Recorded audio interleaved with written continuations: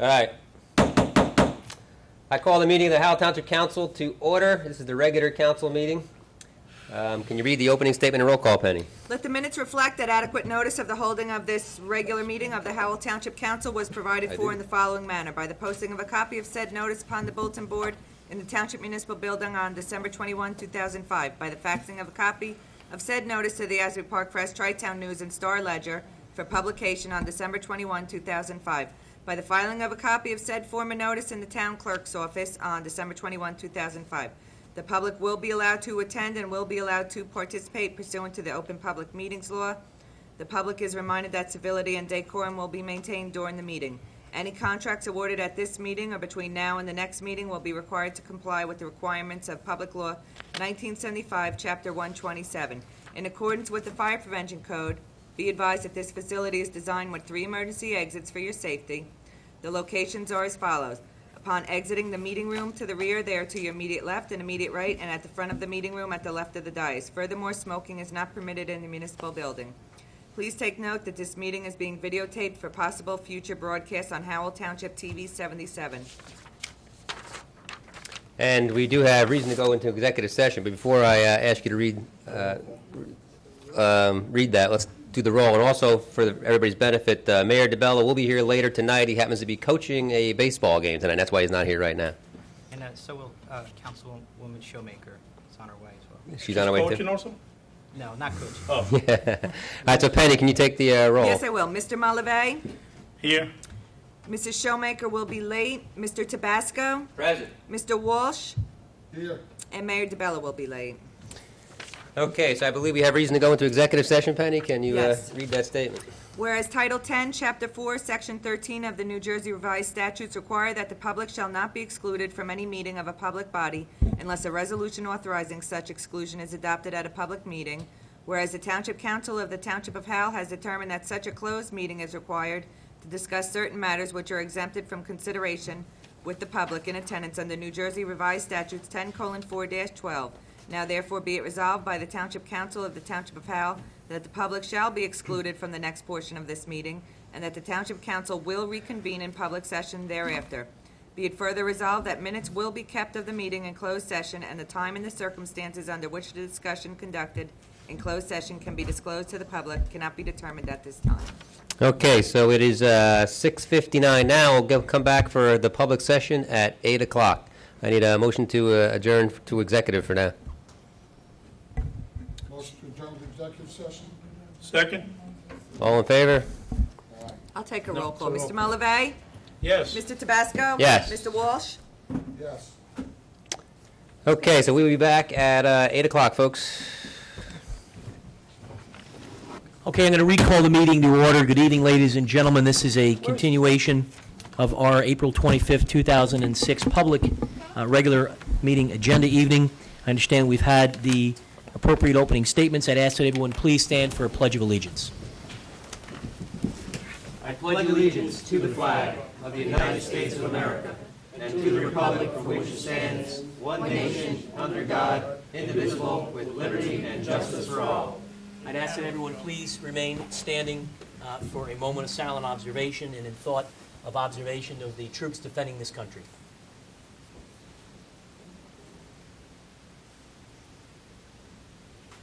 Thank you. Ladies and gentlemen, I'd ask that you forgive my attire and the fact that I am wearing a Dodger hat. It's only because I was coaching my son's baseball team. Under normal conditions, if it was a hat, it would have the Yankee emblem. The Dodgers are one step removed from the Mets. I'll second that, Mayor. All right, as we get back down to business, we have acceptance of the minutes of previous meetings. This includes the February 7, February 21, March 7, 14, and 21 workshop, executive session, and regular meetings. I'll ask for a motion, please. So moved. We have a motion. We need a second. Can we please have a second on the minutes? Second, Mayor. Motion and a second. Are there any remarks? Okay, hearing none. Roll call, please. Mr. Malavey? Yes. Mrs. Showmaker? Yes. Mr. Tabasco? Aye. Mr. Walsh? Yes. Mayor DeBella? Yes. All right, we have reports of township officials.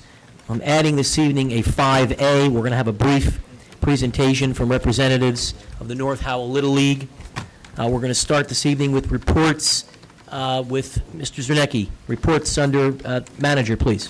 Mr. Mayor, just a reminder that the May 9th meeting, for the benefit of the public, will not be the standard public participation meeting.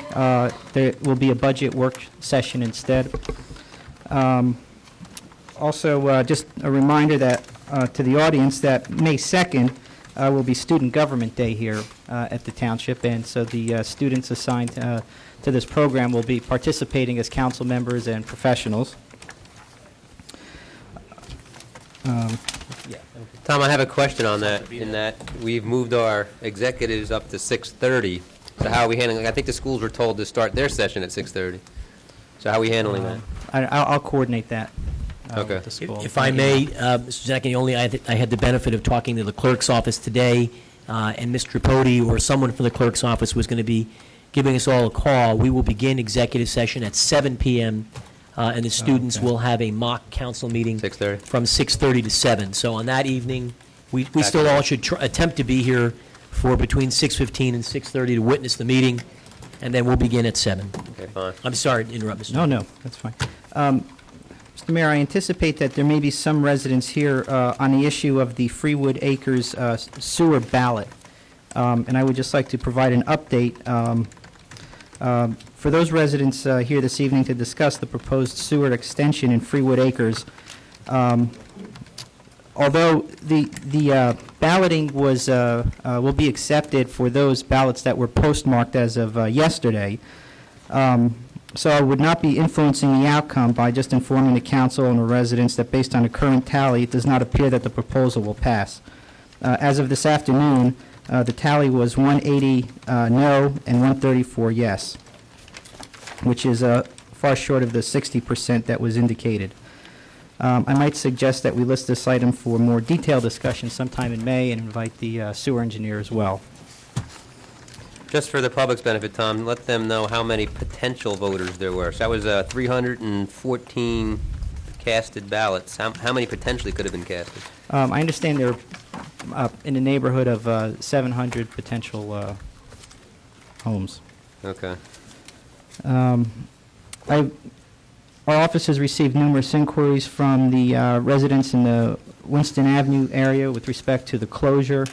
We are still waiting for official approval from the DOT, but we have reason to believe that it is coming down. We received a verbal. So in the meantime, we will start to prepare the signs and order the pylons and such. And okay, just one last thing, Mayor. It's something I always like to point to, the fine work of our staff. In 2003, when we joined the Joint Insurance Fund, which specializes in municipal coverage, we received a safety rating of 66.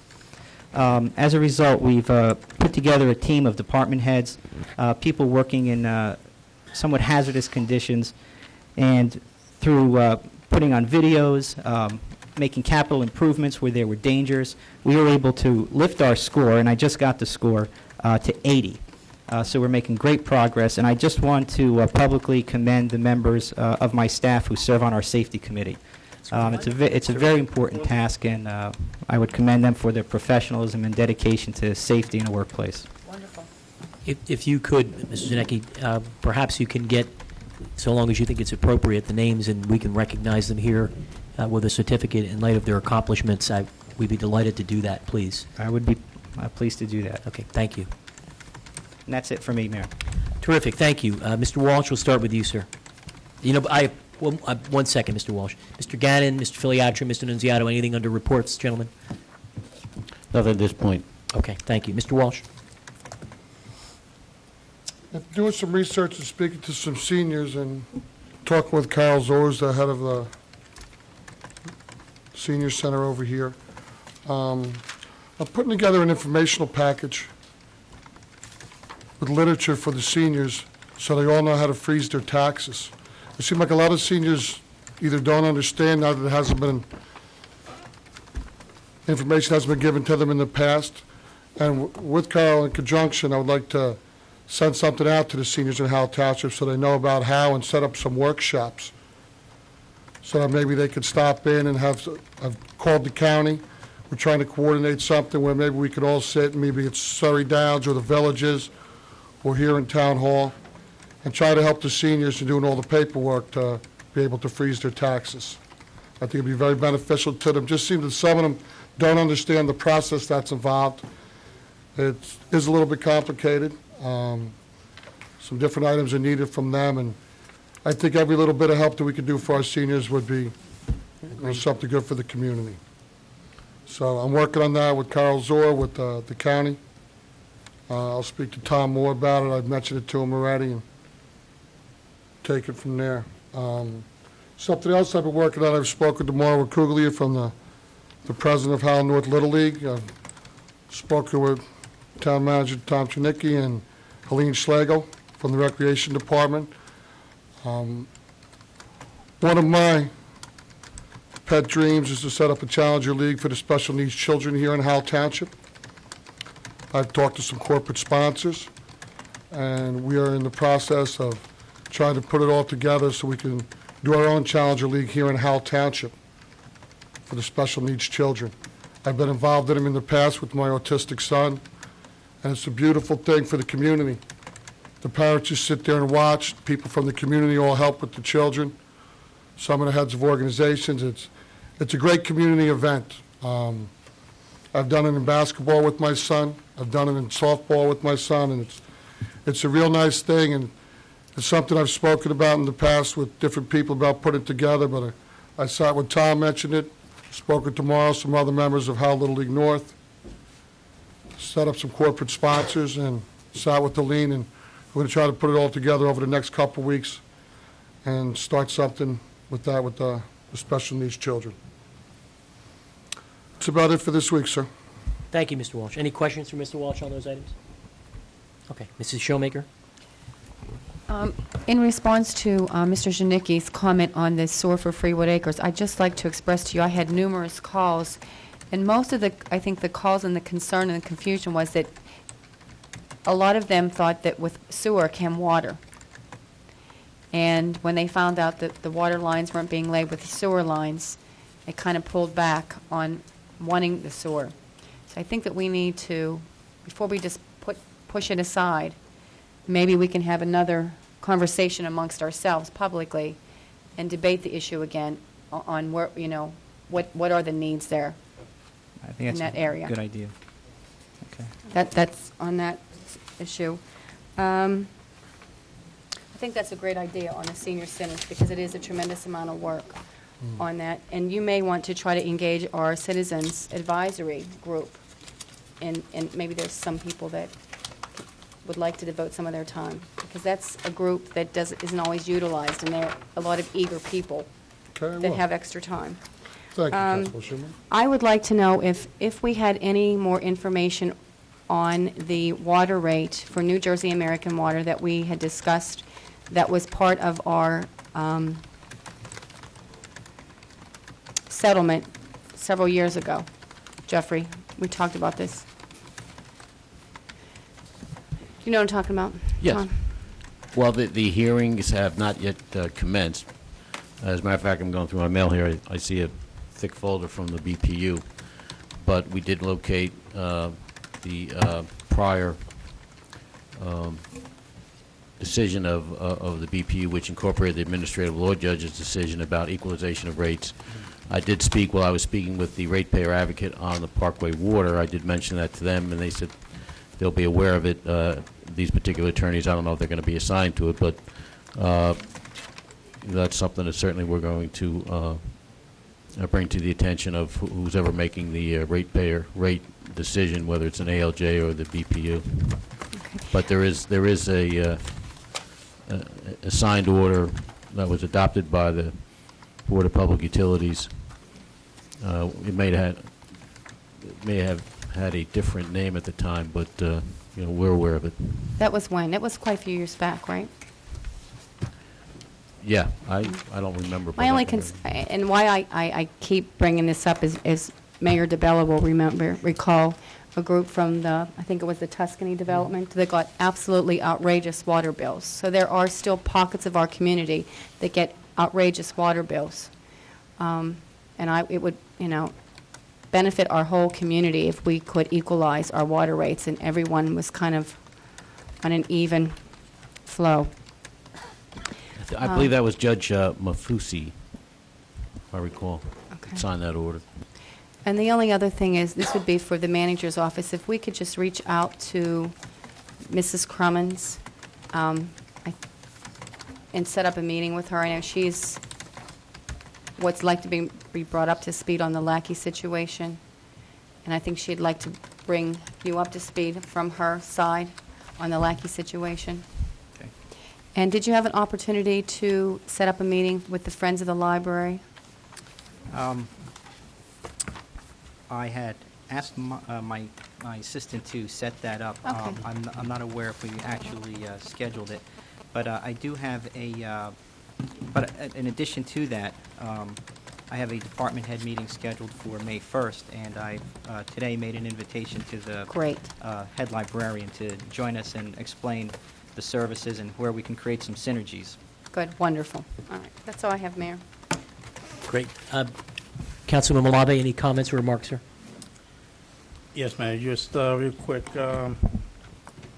Just some notes I took from the Recreation Advisory Committee meeting last week. 5 May 18th, it's Howell Night at the Blue Claws. So far, we have had approximately 600, we've been able to purchase 600 tickets through donations, thanks to professionals and businesses here in town. These tickets, as you guys know, are going to go to some kids who otherwise would not get the opportunity to attend a game. So we're going to bring them out. Anyone wishing to attend, obviously, is more than welcome to. You can contact the Recreation Department here in Howell. Tickets are, I believe, $9 per person. I think the kids are at a reduced price. And the ticket gets you, obviously, admission to the game, plus they do give you a Blue Claws hat, which is very nice, and a voucher for a hot dog and a drink. And those of you who, I will be there, those of you who don't want the voucher can just hand it over. I think last year I must have eaten about 20 hot dogs. So, also, Mrs. Schlegel, she attended a soccer camp. Actually, she ran a soccer camp in Mississippi last 2 weeks ago in conjunction with some members of the PAL. She reported back that the place is still in very much need. The place is still in disarray, and they need help. It's still in bad shape. Each kid, she brought smiles to the kids' faces, obviously. Each kid received a soccer ball and some shin guards, so they were very happy to receive that, which reminds me that the Recreation Advisory Committee is still receiving and accepting donations of new and or used, slightly used sports equipment. Were going to be donated to people or the kids in Mississippi. So if you have any new or used equipment that you want to get rid of, sports equipment that is, please bring it to the rec building and they'll be more than happy to accept it. I scribbled all over the place, Mayor, pardon me here. It's fine. Just as another side note, we are going to be doing a presentation or a workshop of Freewood Acres Park, the new community park that we're building on 5th and Smith, somewhere on there. This is going to take place, this is for the Freewood Acres residents, obviously, but it's welcome to the entire community. Anybody obviously wishing to attend can and should. This is on May 22nd. It's going to be at 7 p.m. We are going to announce the location. We don't have a set location yet. That's to be determined. We're trying to do it obviously close to that area of town, hopefully at one of the schools like LOP or somewhere around there. So as soon as we have a location set up, we will make that announcement. I don't know if Mr. C has anything to add to that. I do, actually. To me, this is a very exciting project. What we're going to do is a community visioning workshop involving the residents of that western portion of Freewood Acres, where we're going to have them essentially help lay out a master plan for the park. So we understand what the neighborhood preferences are. That's not to suggest, and so it's going to involve scales of different sort of amenities that could fit in a park. We're going to explore setbacks, different concepts that might work there. We're going to do it in a workshop format, break the groups up into tables, ask them to score images, and then we're going to call them back and ask them if we got it right. The idea of this process isn't so much that we're necessarily going to invest in everything that they decide, but we'll be able to reserve the land where they, for example, might call, let's say, for a bocce court or something like that, and not put a tennis court on it. Find out what the neighborhood needs are, and then we'll be in a position to take advantage of opportunities as they come along. We'll know what goes where. And I want to congratulate Helene for really running with this concept, and I'm looking forward to it. Thank you, Mr. C. Also, Ms. Schlegel has met with some of the sports leagues, some representatives, and discussing, and I believe the meeting was actually chaired by Mr. C.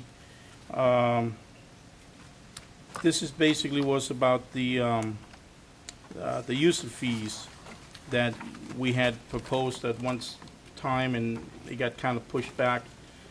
I believe that she's making headways with that. I think that they fully and totally understand now the concept of this user fees, and so we're making progress there. So hopefully we're going to have an ordinance, I think, being presented and worked on by Mr. Gannon's office soon, hopefully, to move ahead with this project. That's about it. I think we welcome, and the rec advisor, we welcome a new member, Ms. Sanchez, to the committee. She's anxious to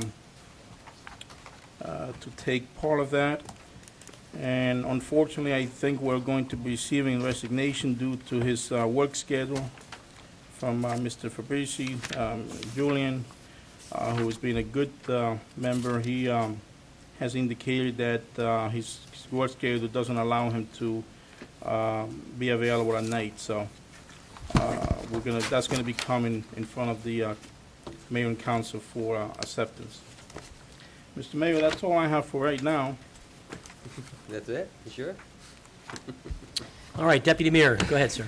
Most of the others actually covered everything. I will say that this coming Friday, all of our elementary schools are celebrating Arbor Day by planting trees in their quads, et cetera. And just driving around town right now, you can see all the blooming, flowering trees, and it's just gorgeous. So if you want to teach your kids anything that they're not already learning in school, maybe this weekend plant a tree somewhere in your yard. While I was away and returning, it was interesting that both school budgets passed. We haven't had that happen in quite a number of years. It's actually come to us. 7. So that's pretty. I know that both were very close, but we still have to finish our budget, of course. But that was interesting that did pass. And then that's about it. I do have a question, an economic development question, but I'm going to ask Tom about that offline. Okay, thank you, Mr. DePasco. I have just a few brief items.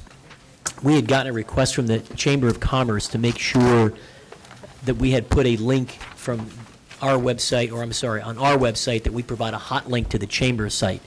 I just wanted to make sure that MIS had that on the docket to get that recategorized. If you'd bring that back. I believe it was done, but I'll confirm that. Thank you.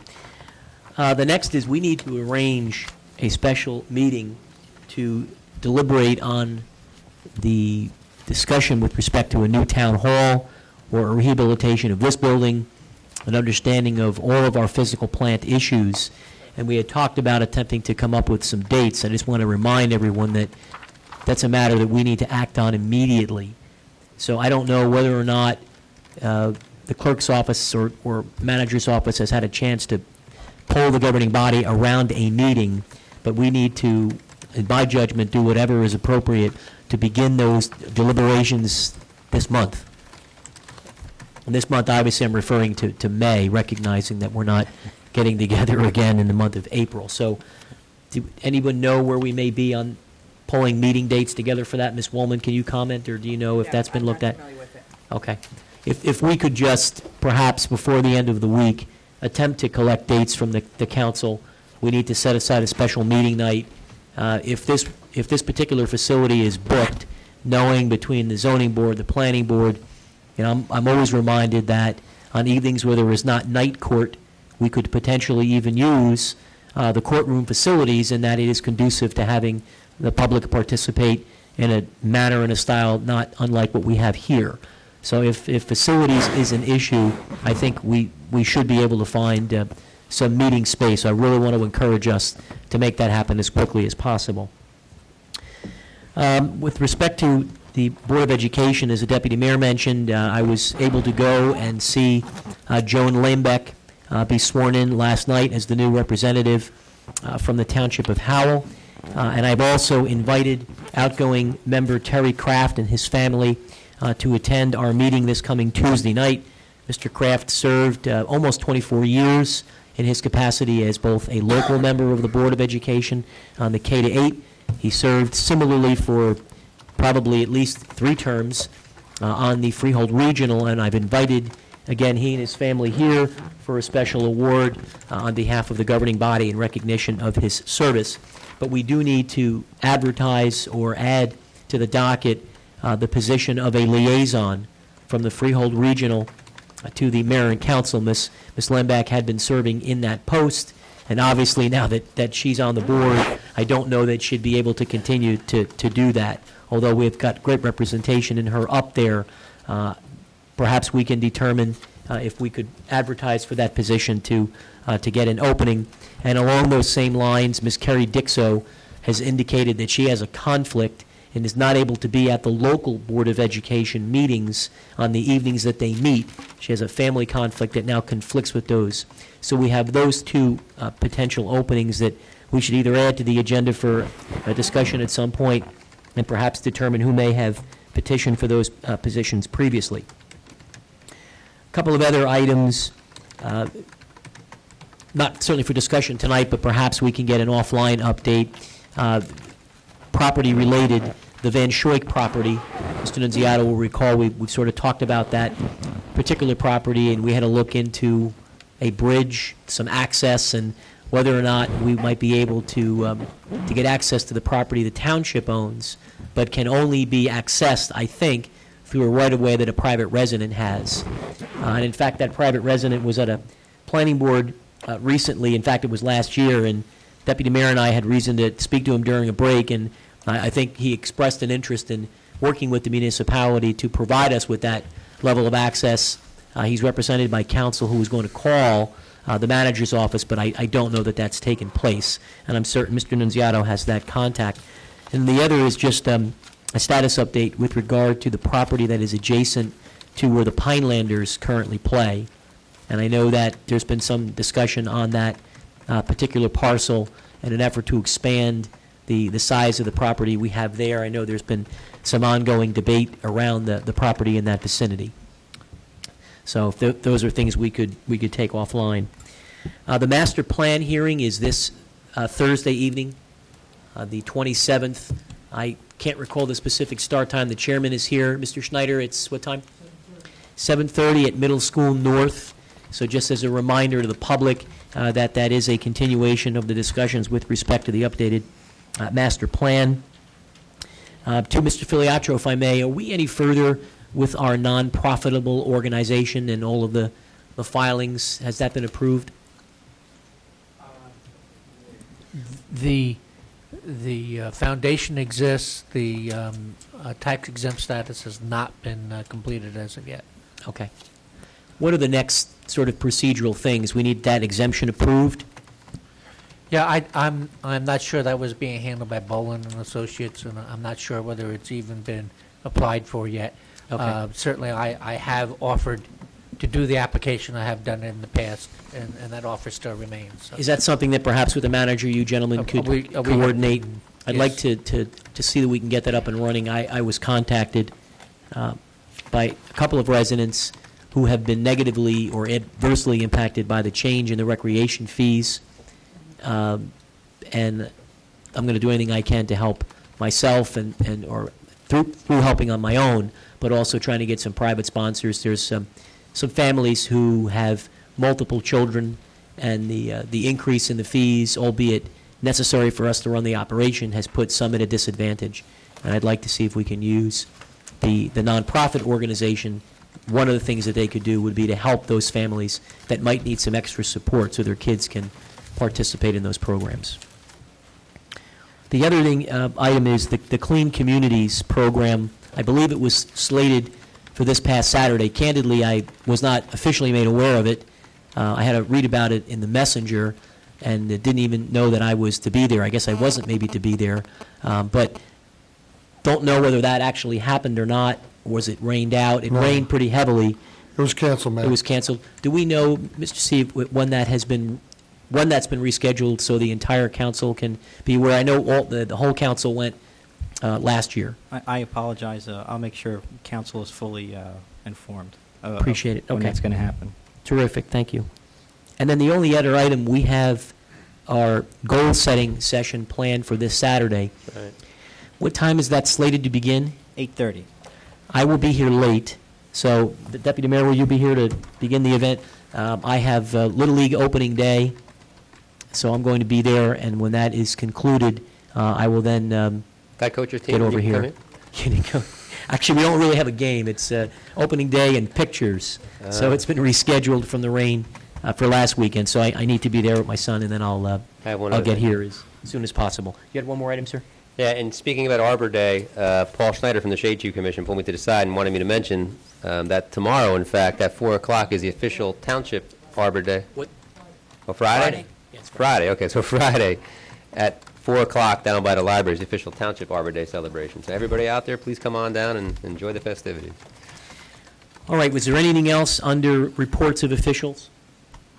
Before we get to the hearing of citizens, I'm going to recognize representatives from the North Howell Little League. They have a special presentation that they need to make us aware of on a fairly significant basis. And I'll let them come on up and introduce themselves. Gentlemen, welcome. Thank you. I know you, but for the benefit of the public, if you'd please introduce yourselves, we would appreciate it. Sure. Screw the mic support so you can have. Is the red light on, Kevin?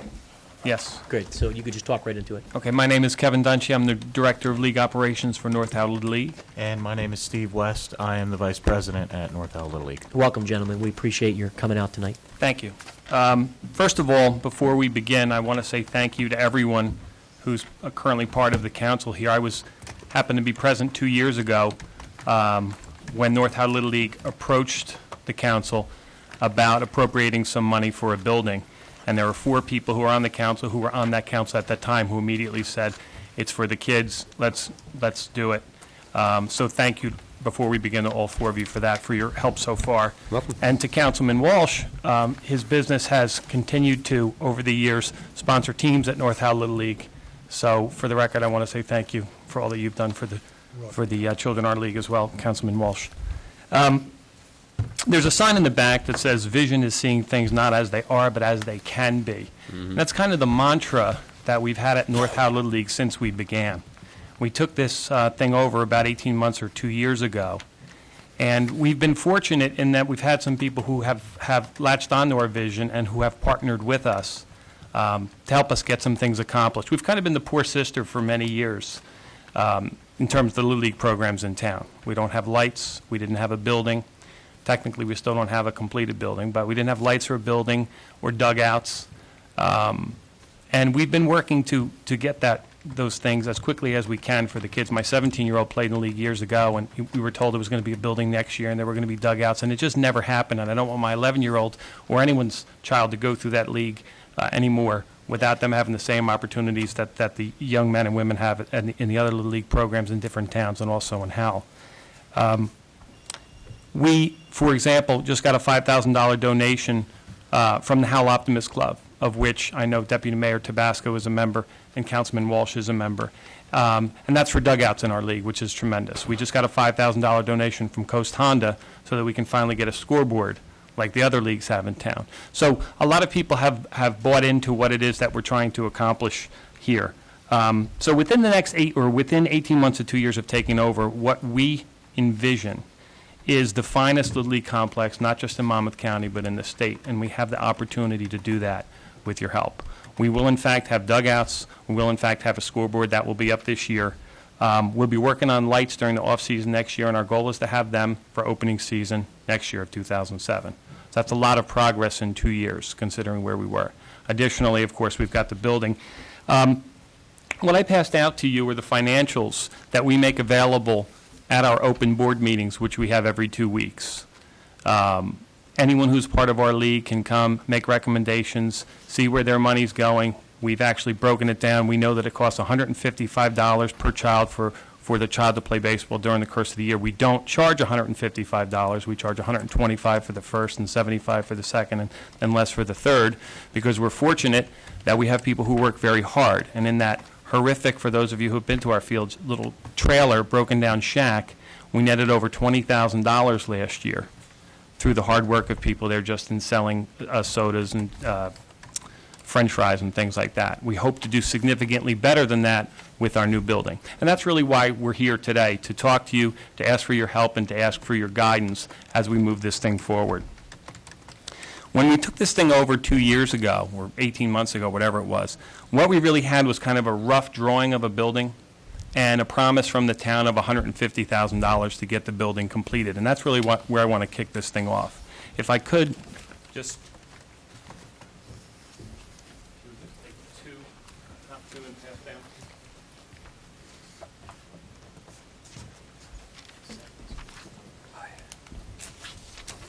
What I'm passing out, and I just want to walk through with you, it shouldn't take any more than 5 minutes, is a more detailed analysis of the building and what the costs have been, and some of the costs that we've run into that certainly we weren't aware of when we took on this project.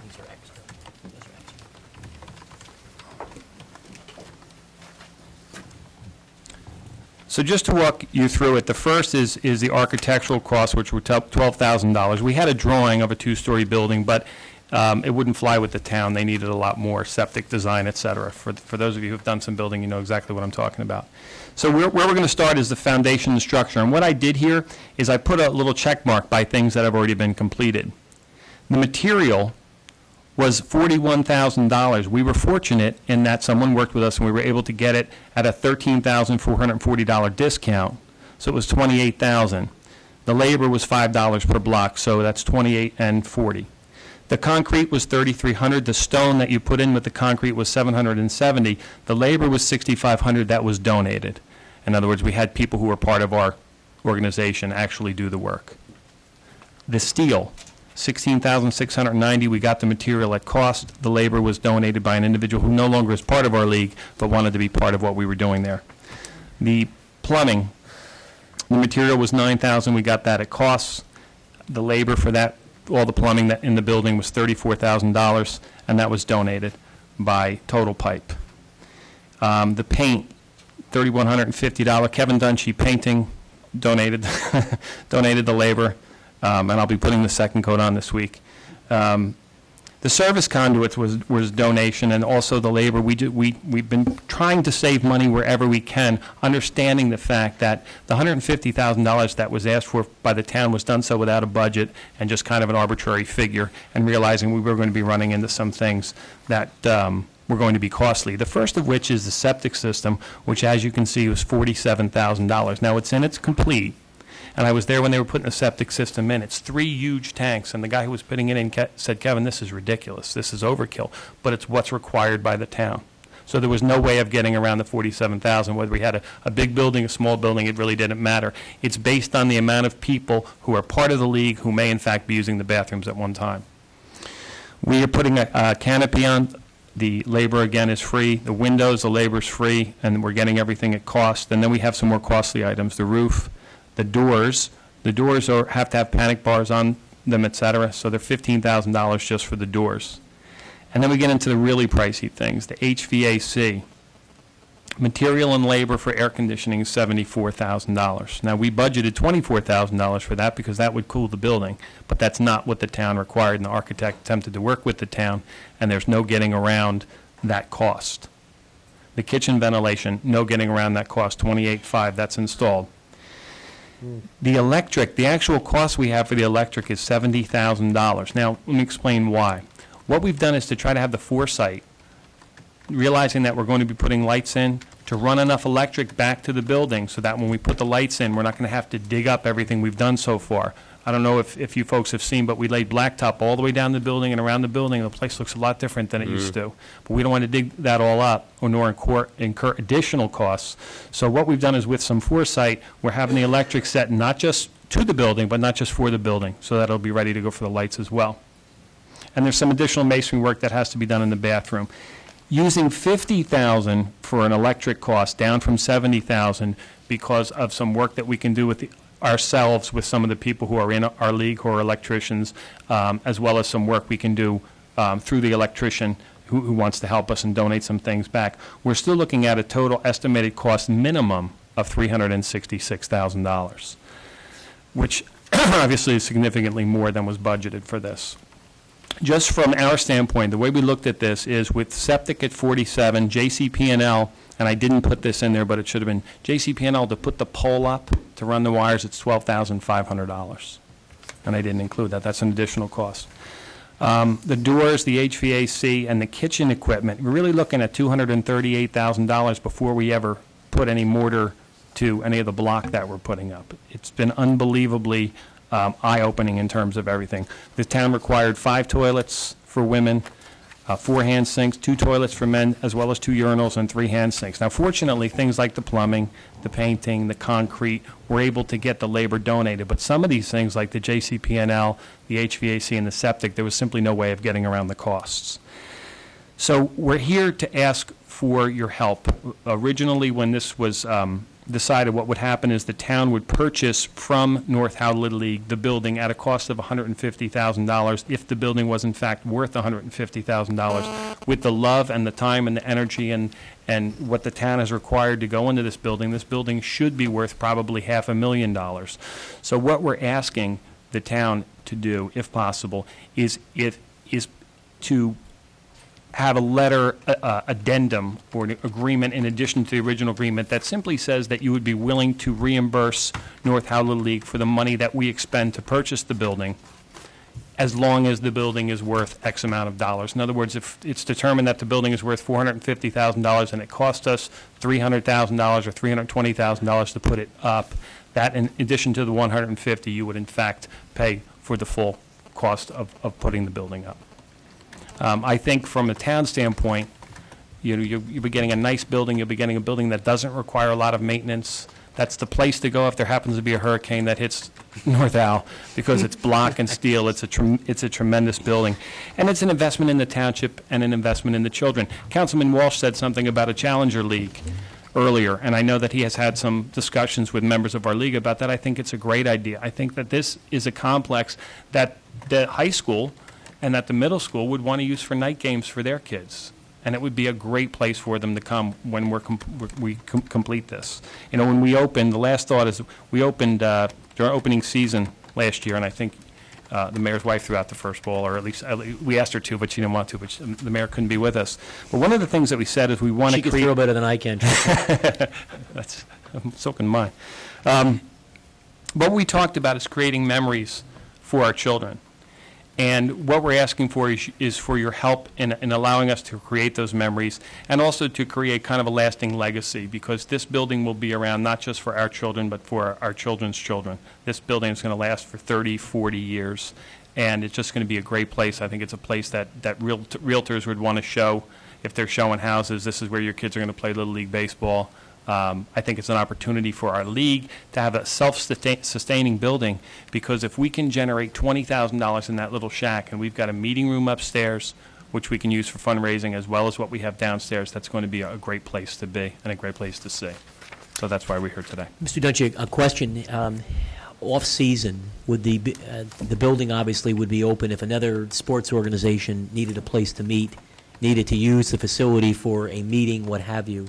that's something that I think that terms of the lease would already call for, Yeah, and you guys are in fact, good with Mayor that. DeBella, 2 years ago, I remember you asked that very question, and the gentleman that was president at the time said absolutely. And yeah, and not only that, it's going to have, the kitchen that we have to put in there is going to be fantastic. So there's all kinds of possibilities for what the building could be used for fundraisers, not just for Little League, but for other organizations, meetings, et cetera. I think it's going to be a place to behold when we're through.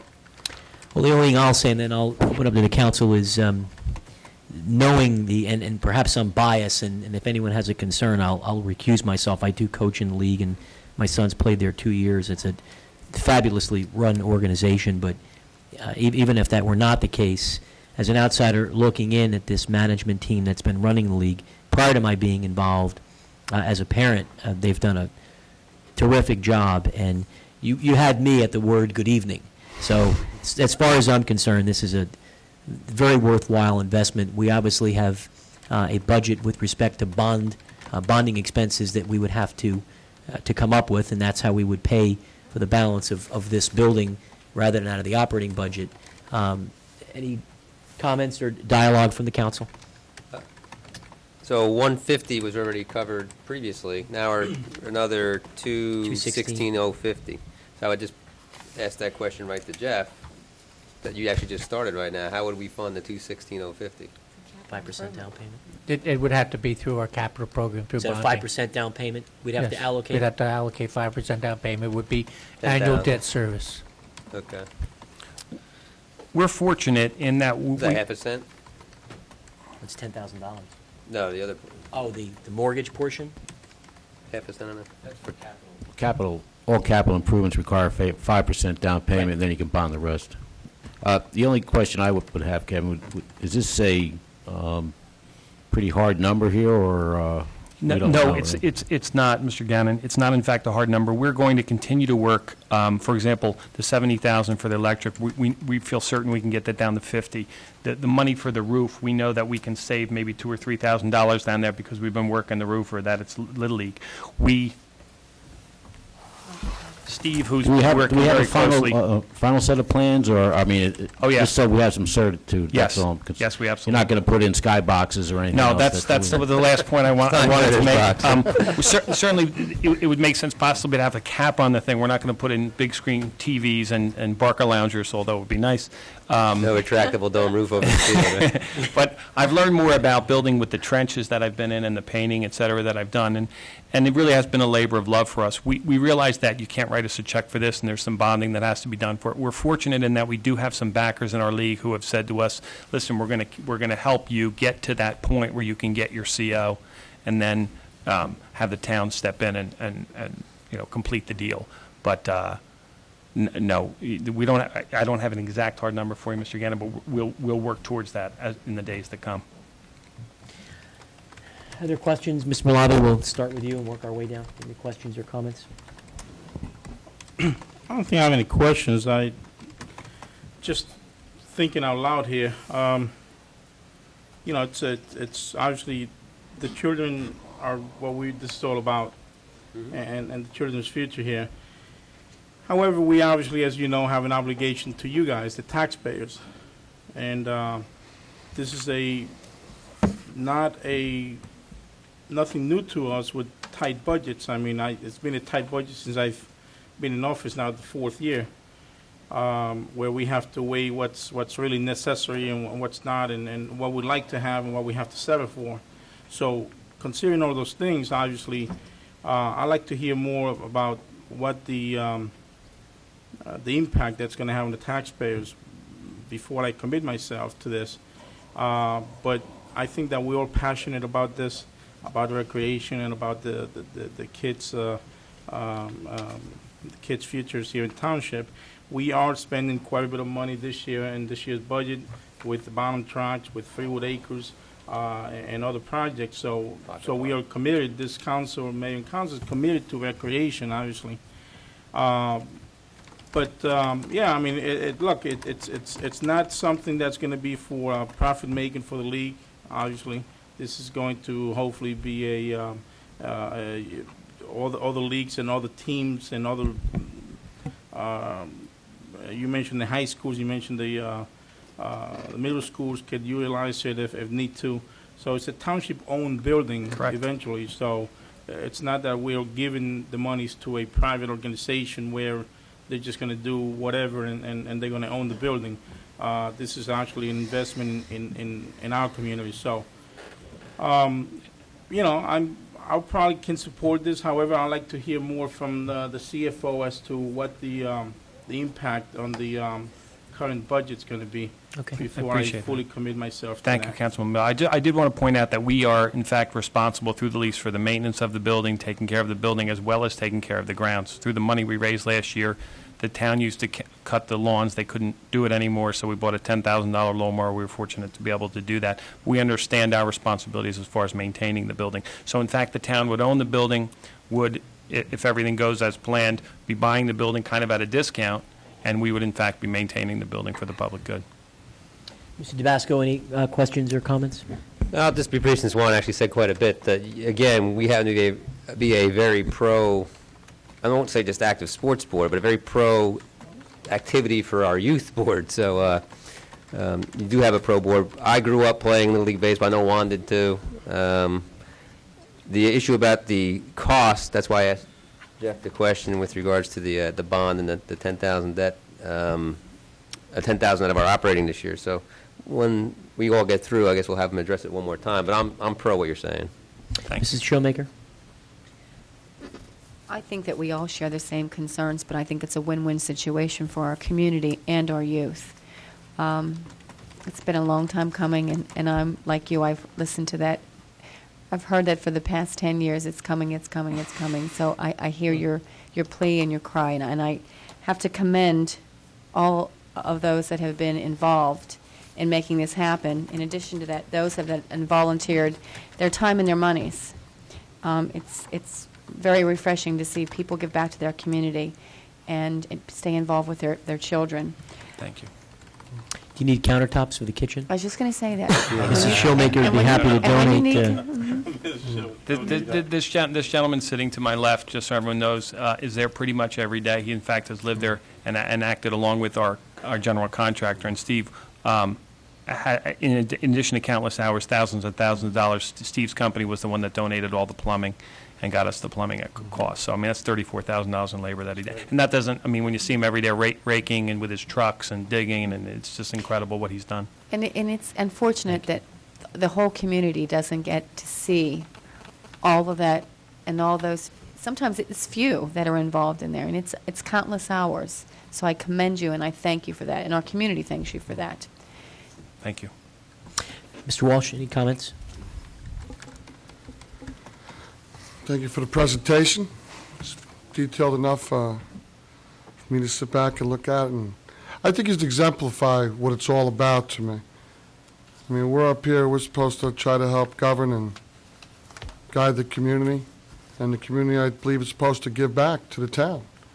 And I think what you're doing over there all the time, all the effort, all the different avenues you're going about in order to try to save costs, all the time you're putting in. As I was going golfing the other day, my neighbor was putting 2 wheelbarrows into his back truck in the back of his car to come over and do some cement work. Is that Dennis? Dennis Parrish, yeah. You know, but I know that's happening every day. And, you know, I appreciate what you're doing for the community.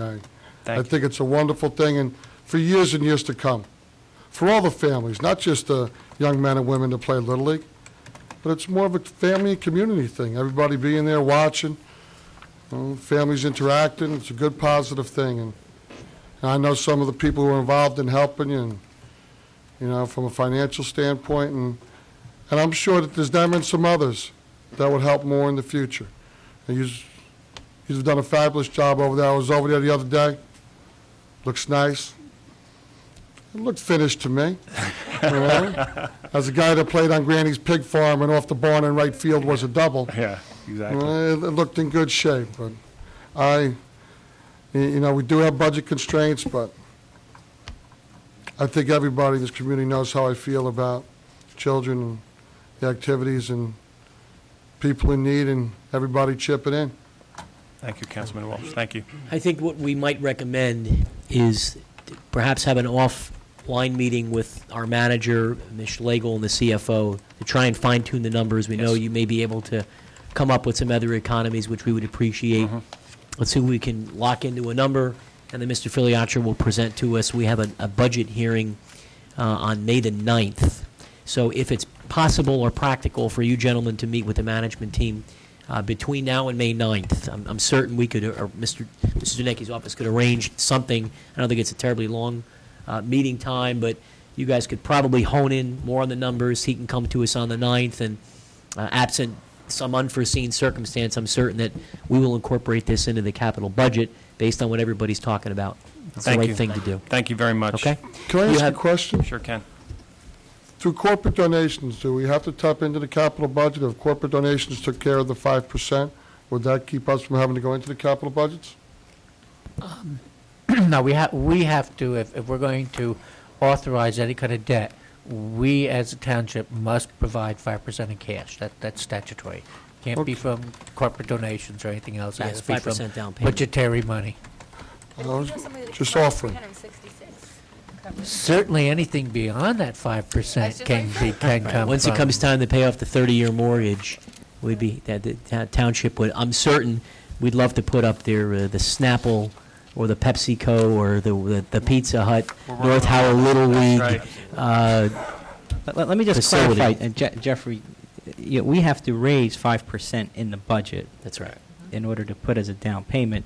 Now, we have a line item on the revenue side called miscellaneous revenue. So if somebody wanted to contribute towards the miscellaneous revenue thing, we would just make a note that it's going towards the down payment.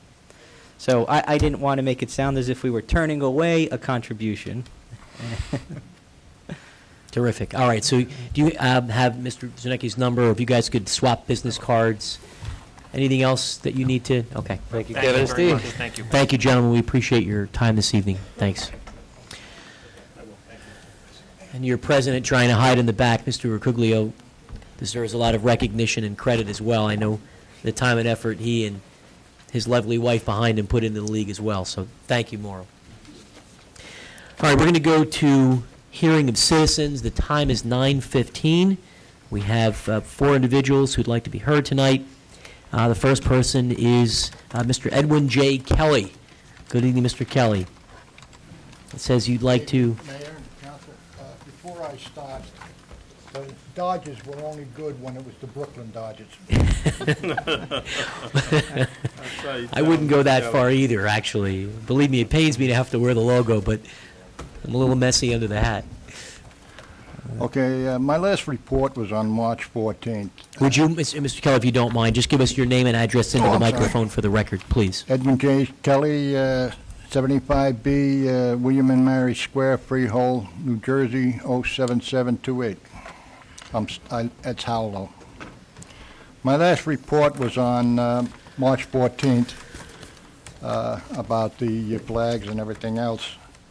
And it just happened that that day, the governor had signed an executive order to have the flags lowered on the 16th for a police officer, in, I think it was Wanchong, that was killed in the line of duty.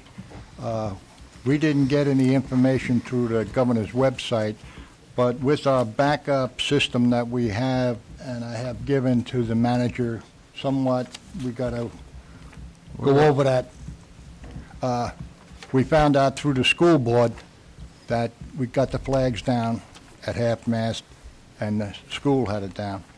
The next time it was at half-mast was the 23rd. Everything went fine.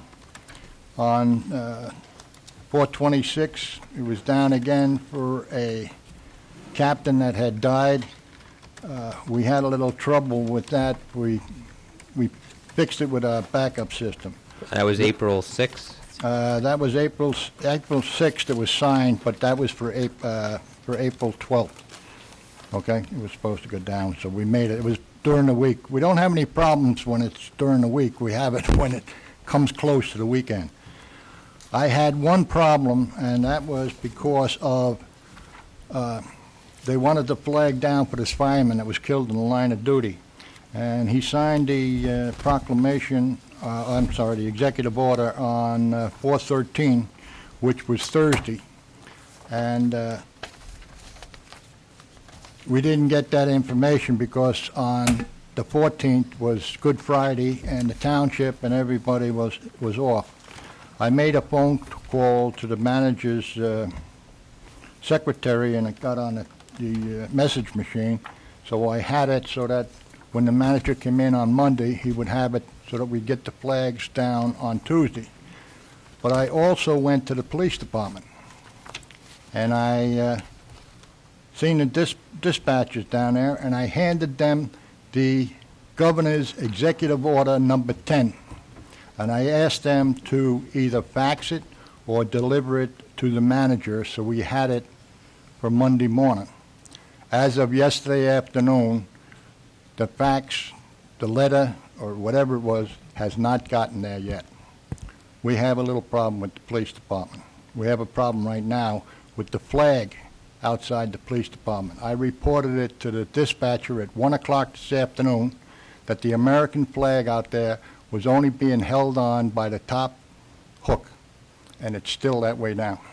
And I would like to have your permission that when I leave, to take it down, fold it up, and give it to the police department, because it's better to fly no flag than to fly one in disgrace, okay? One thing I got to get, the DVD, Dr. Golden, Superintendent of Schools.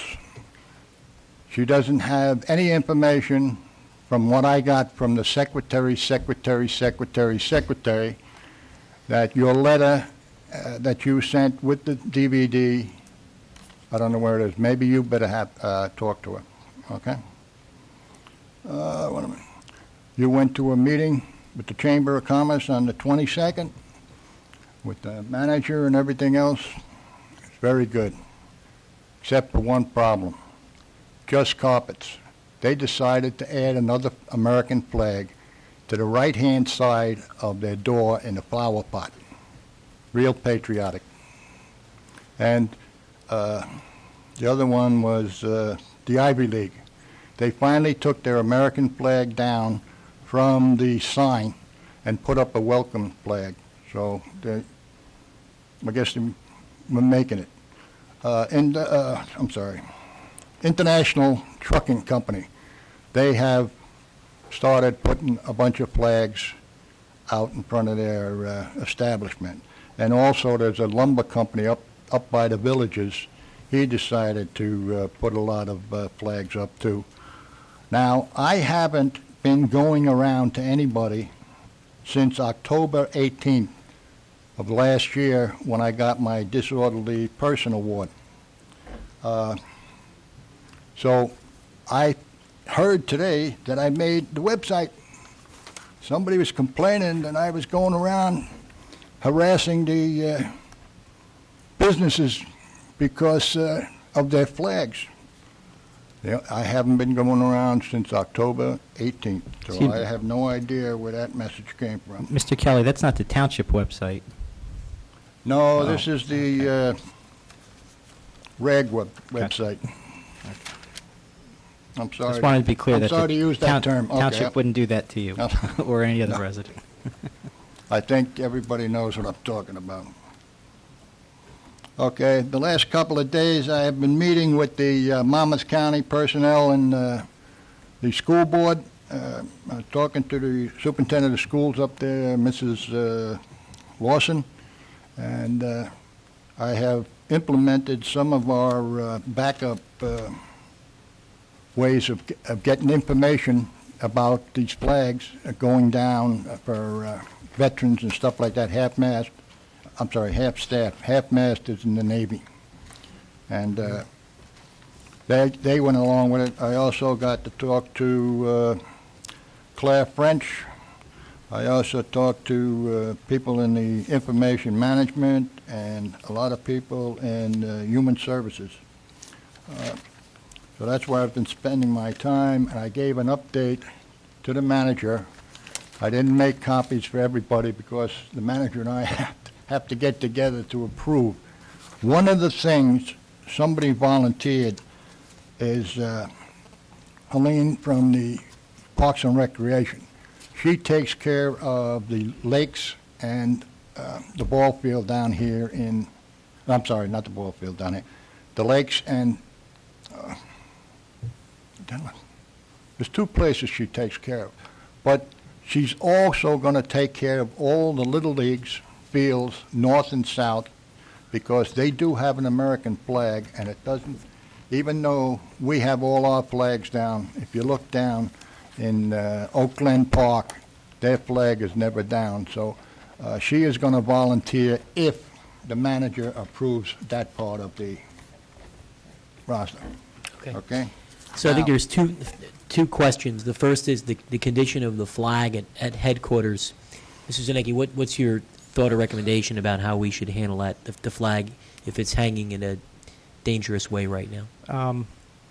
Mr. Kelly, you are free to take that flag down as far as I'm concerned. I'll take it down, sir, and I'll fold it, and I'll bring it inside and give it to the dispatcher. Thank you very much. Could I just make one recommendation? Are you going to do that this evening? Yes, sir. Just so that in the event that there isn't any discrepancy with the police, perhaps, Mr. C., you could make a call using the phone or the back, or Ms. Woolman or someone can, just to let the police know that there will be a duly deputized resident on police property so that Sergeant Kelly doesn't take a shrapnel wound. You took the words out of my mouth, Mayor, when you were talking about, I understand where the manager's coming from, but he is, Yeah. you're still a civilian, right? You haven't been, Excuse me? you're still a civilian. He was yet, so honorably it's not a- discharged a long time ago, I right? don't know. My wife didn't... But we'll get word to the police before Okay. you take the Right, flag down. maybe you can But supervise somebody taking it down. It's a shame that since 1 o'clock this afternoon, since I reported it, and all the police cars are driving in and out, and your court is there and everything else, this flag is just hanging there like that instead of on the two hooks. All right, we'll make certain that we get word to the police department so that they know you're going to be there, and maybe the station commander or someone can join you in taking it down. Maybe they can help me fold the flag. Whatever is appropriate. And then I guess the only other thing, if we could, Mr. Zanicki, is maybe just reach out to the chamber about the concern with Just Carpets. I'm certain that it is not intentional or unpatriotic on their part, but perhaps through the chamber we could ask that Just Carpets There's a lot of businesses that Appropriately use now that. are starting to, I had most of the businesses, and a lot of them are non-chamber members, like the Okay. gas stations and everything else. They have been following it. A lot of members, I've been having trouble with the chamber, even with talking to the new president prior to your meeting. But Okay, and then I guess the last thing is, are you and the manager's office are working on maybe some sort of an alert system where there's a key contact list of the 15 people? Maybe they get an email blast or they get a fax blast simultaneously so that everybody is alerted. Is that what the plan is? We're trying to create redundancies. Not every system is foolproof, and so that's what we're working on. Okay, so there's a system being we have installed also, now. we have also adopted the little town of Farmingdale Borough and their school so that they fly their flag correctly too. The mayor would like, Good. very proud of that. Anything else, Mr. Kelly? The only other thing I have is my disorderly conduct award. Okay, as I reported at the last meeting, the chief of police, through his secretary, told me that I was supposed to go talk to the man that started the report, and I told the secretary that I think that the chief of police is crazy, because why would I go and see a man by myself who put in a disorderly conduct award against me, which took two police officers, okay? It took me from October 18th until January 18th to finally see the police chief, and I'll tell you, the way he handled it, a beat cop in Brooklyn could have handled it in 10 All right, minutes. Mr. Kelly, Okay? I understand your concern. I'm certain that you're sort of paraphrasing this. Chief Carter is a person of the highest integrity. I have the greatest respect for him. I'm certain you do as well. No, I don't. Well, I will, it's my, I think will certainly there's come an to this old- cause. There's an old Italian saying, fish stinks from the head first, and that's the problem you have with your police department. Well, I will tell you that I must, you know, my high regard for you, but I must respectfully disagree. I think the chief does a good job. I think we've got a terrific department. Now that the chief won't give me a letter, will the township give me a letter so I can go to the businesses and hand out the Our Flag pamphlets? Let me just go back. I think that I certainly respect the issue you had with the disorderly persons matter, and I don't know all the details, but I must come to the aid of the chief and the department because it's the right thing to do and because I feel that way. At the same time, I don't know what the right resolution is around this disorderly persons issue to get that resolved in an appropriate way. I mean, I can appreciate your concern. You want your record cleared. I don't know how to go about doing it. My understanding is it was a complaint filed by a civilian, another individual. It was by a township employee. Okay, well, in that case, if it's a township employee acting in his capacity, then it's between the you and the township employee, and we really don't have any comment on it. Well, that's what I tried to get the meeting with the police chief, and he was supposed to set up a meeting between myself, Mr. Phillips, and then the outcome was that. Well, the chief really, it would really be with the construction official, if that's the one that gave the, you mentioned Mr. Phillips, but that's something that you have to go through in the court, and the chief really doesn't get involved in those per se. He deals mostly with the criminal, the quasi-criminal. So let me suggest this: if there is a need to have a meeting with Mr. Phillips, and if that's the appropriate thing to do, perhaps through his immediate supervisor, who is Mr. Zernecki, there can be a private, off-the-record discussion that takes place at the appropriate time outside of the public forum, and any disputes can be addressed in that forum rather than here, because I don't know that we can effectively get engaged in the middle of this. Does that sound fair, Mr. Zernecki? Yeah. The only thing is that I think once police have gotten involved, it sort of rests with the court. Perhaps there's some options in terms of mediation or something like that. Okay. Oftentimes, the court will refer them to mediation, but we don't have all the facts. We don't have the reports, so we really shouldn't get involved at all. All right, well, I would ask that perhaps the manager can look into it, determine what the right resolution is, Mr. Kelly, and his office will get in contact with you so that if there is a dispute resolution process that we take advantage of it. Mr. Malabi, did you have a comment? I was just going to respectfully ask Mr. Kelly. Mr. Kelly, would it be inappropriate if I ask you if you could just step aside and I want to have a discussion with you privately right now? Thank you. All right, thank you, Mr. Kelly. Have a good evening. The next person, Mr. Jack Brannon. Mr. Brannon, welcome. Good to see you again. How can we help you this evening? Jack Brannon, 16 Woodland Drive. There's been a lot of articles in the paper over the last couple of weeks, really about the appellate court decision referencing the 300-foot buffers from C1 waterways and how they've upheld that decision. And this is also a master plan issue, and I'll be going to that meeting. But I think that's going to impact a lot of areas that are potentially to be built in town, not only really where the hotel is, but there's a number of issues probably going to have to be relooked at from the planning board at this point. The reason I bring this up is there was an article, and I printed off a couple extra copies here to actually give it to you, that was on the New Jersey Conference of Mayors site in spring of '05, and it references a complex. I think Barry Lefkowitz was the one that was putting this article together, and it references a major commercial project proposed for Route 9 Howell, and it references a 12-acre building area.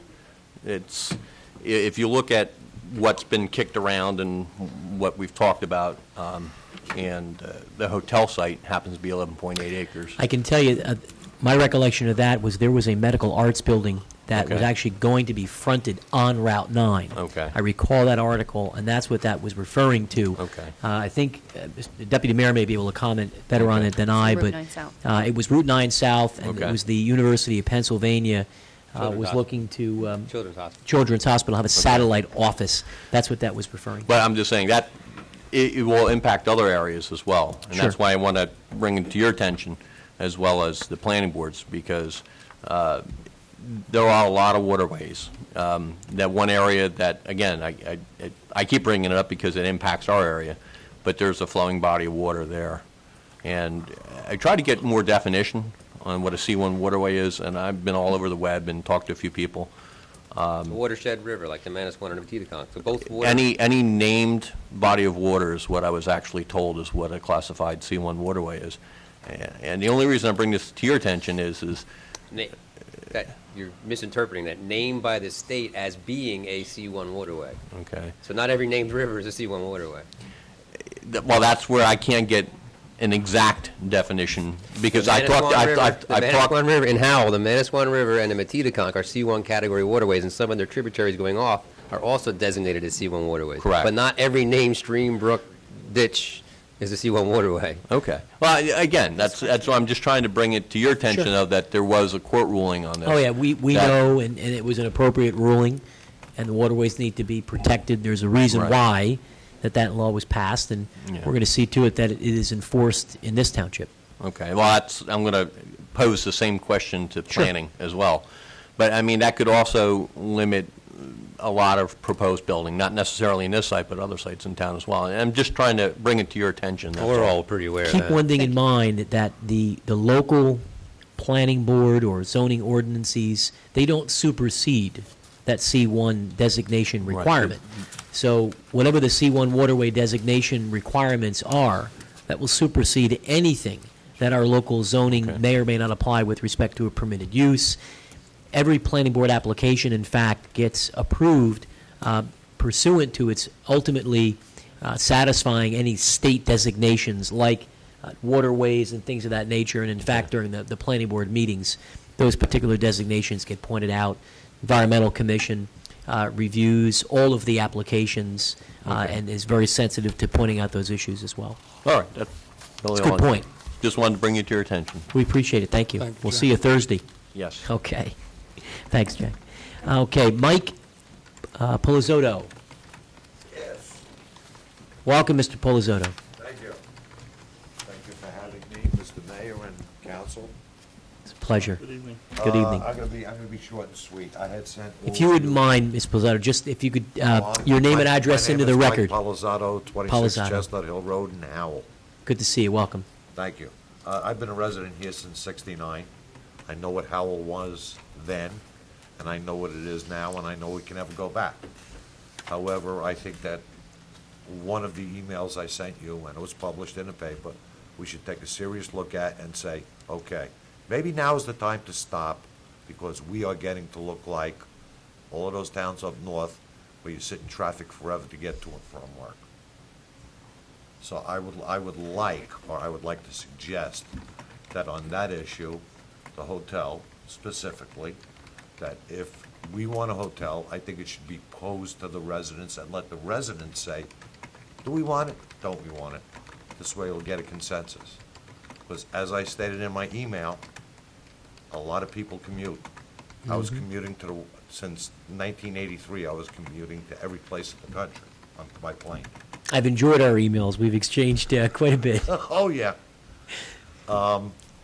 So I really would appreciate you putting to a vote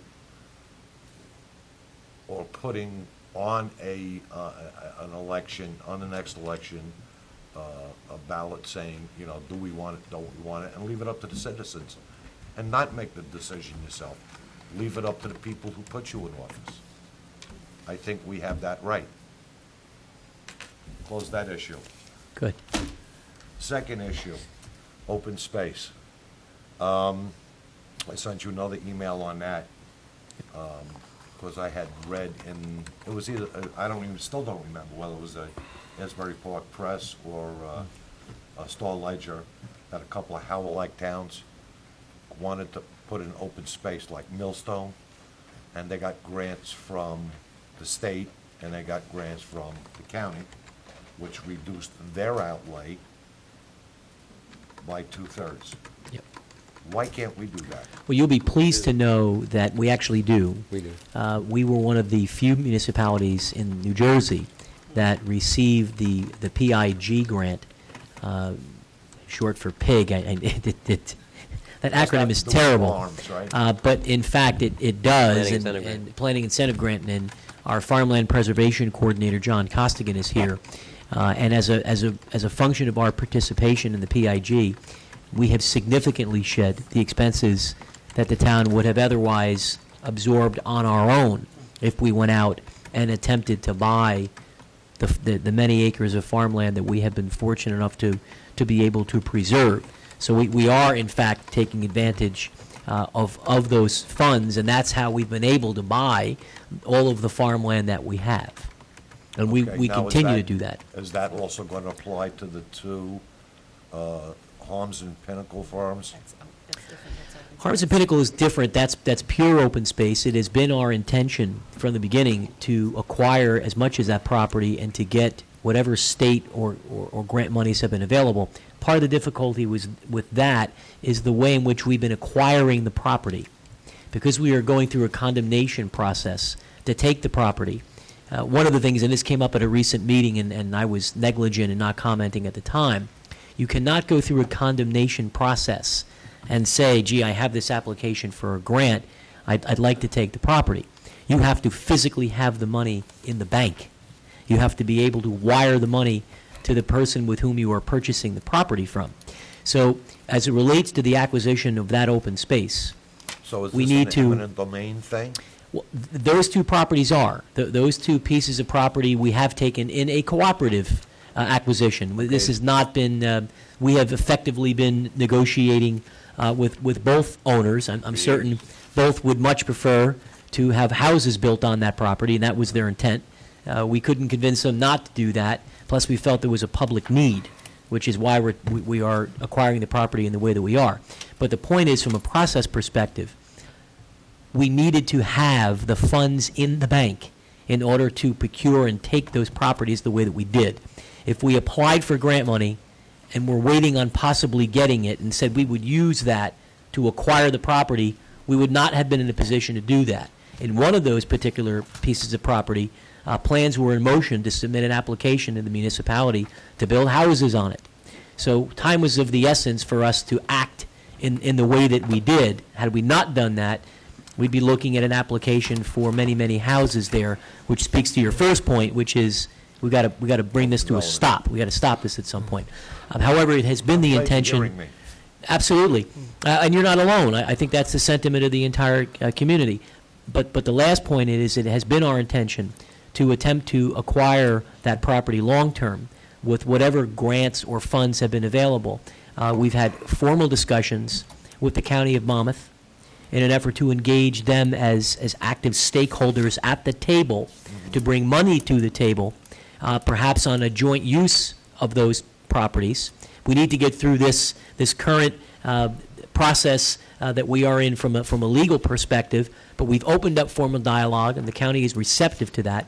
In addition, we had conversations with the New Jersey Watershed Management Organization, and I'm getting their name incorrect. I know that the manager's office has the name of the facility or the organization, and they are interested in helping us by purchasing some of that property back from the town, or at least those properties that border the Metedeconk, because they're concerned about protecting the access to the waterways. Yeah. So it is our plan, in fact, once we acquire the properties, to go back and use whatever additional funds are available that don't come off of just the local taxpayers. So the article that was in the paper that we need $22 million bond to buy those two properties, you're telling me that that's really going to go away? No, certainly not. Going to be there? No, I think we would mislead you if we said some agency is going to write us a check for that amount. Clearly they're not. We are hoping to be able to backfill and to acquire additional funds to help us make up that difference. However, if you look at the long-term expense, at least in my judgment, and I could be wrong on this, and if I am, I'll be accountable for it. But the long-term expense of not acquiring that property would have been devastating to this community. It is the last flat, dry, 300 acres of contiguous space in the entire municipality. It could be the last flat, dry, 300 contiguous acres of property in the western part of Monmouth County. So its significance from a preservation perspective was very, very significant. And if we did not act in the time that we did and take the measures that we did, at least in my view, we would be looking at having homes on that property rather than protecting it for 200 years to not have to have more residential growth on it.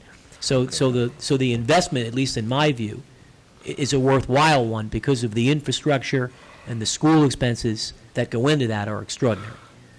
You know, I get confused myself. We spoke about this 2 weeks ago, and it was said to me that we didn't apply for grants or money from the state or the county because it would have limited what we could have built on it. That's also true. Okay? I mean, limiting what we could build on and keeping green acres and open space, to me, are different animals. Yes, they are. No, I mean, 300 acres of land, it would be beautiful to have. It'd be beautiful to be green acres. But I am all in favor that we use all the state and county money and apply for all those grants so that it stays green right by the Manasquan River. That we haven't applied for those grants, to me, is wrong, in my opinion. Well, Okay, it's a lot of land, it's a lot of cost. We're The getting mayor right off said track with many the question times, that the citizen asked. the mayor said many times, it's the crown jewel.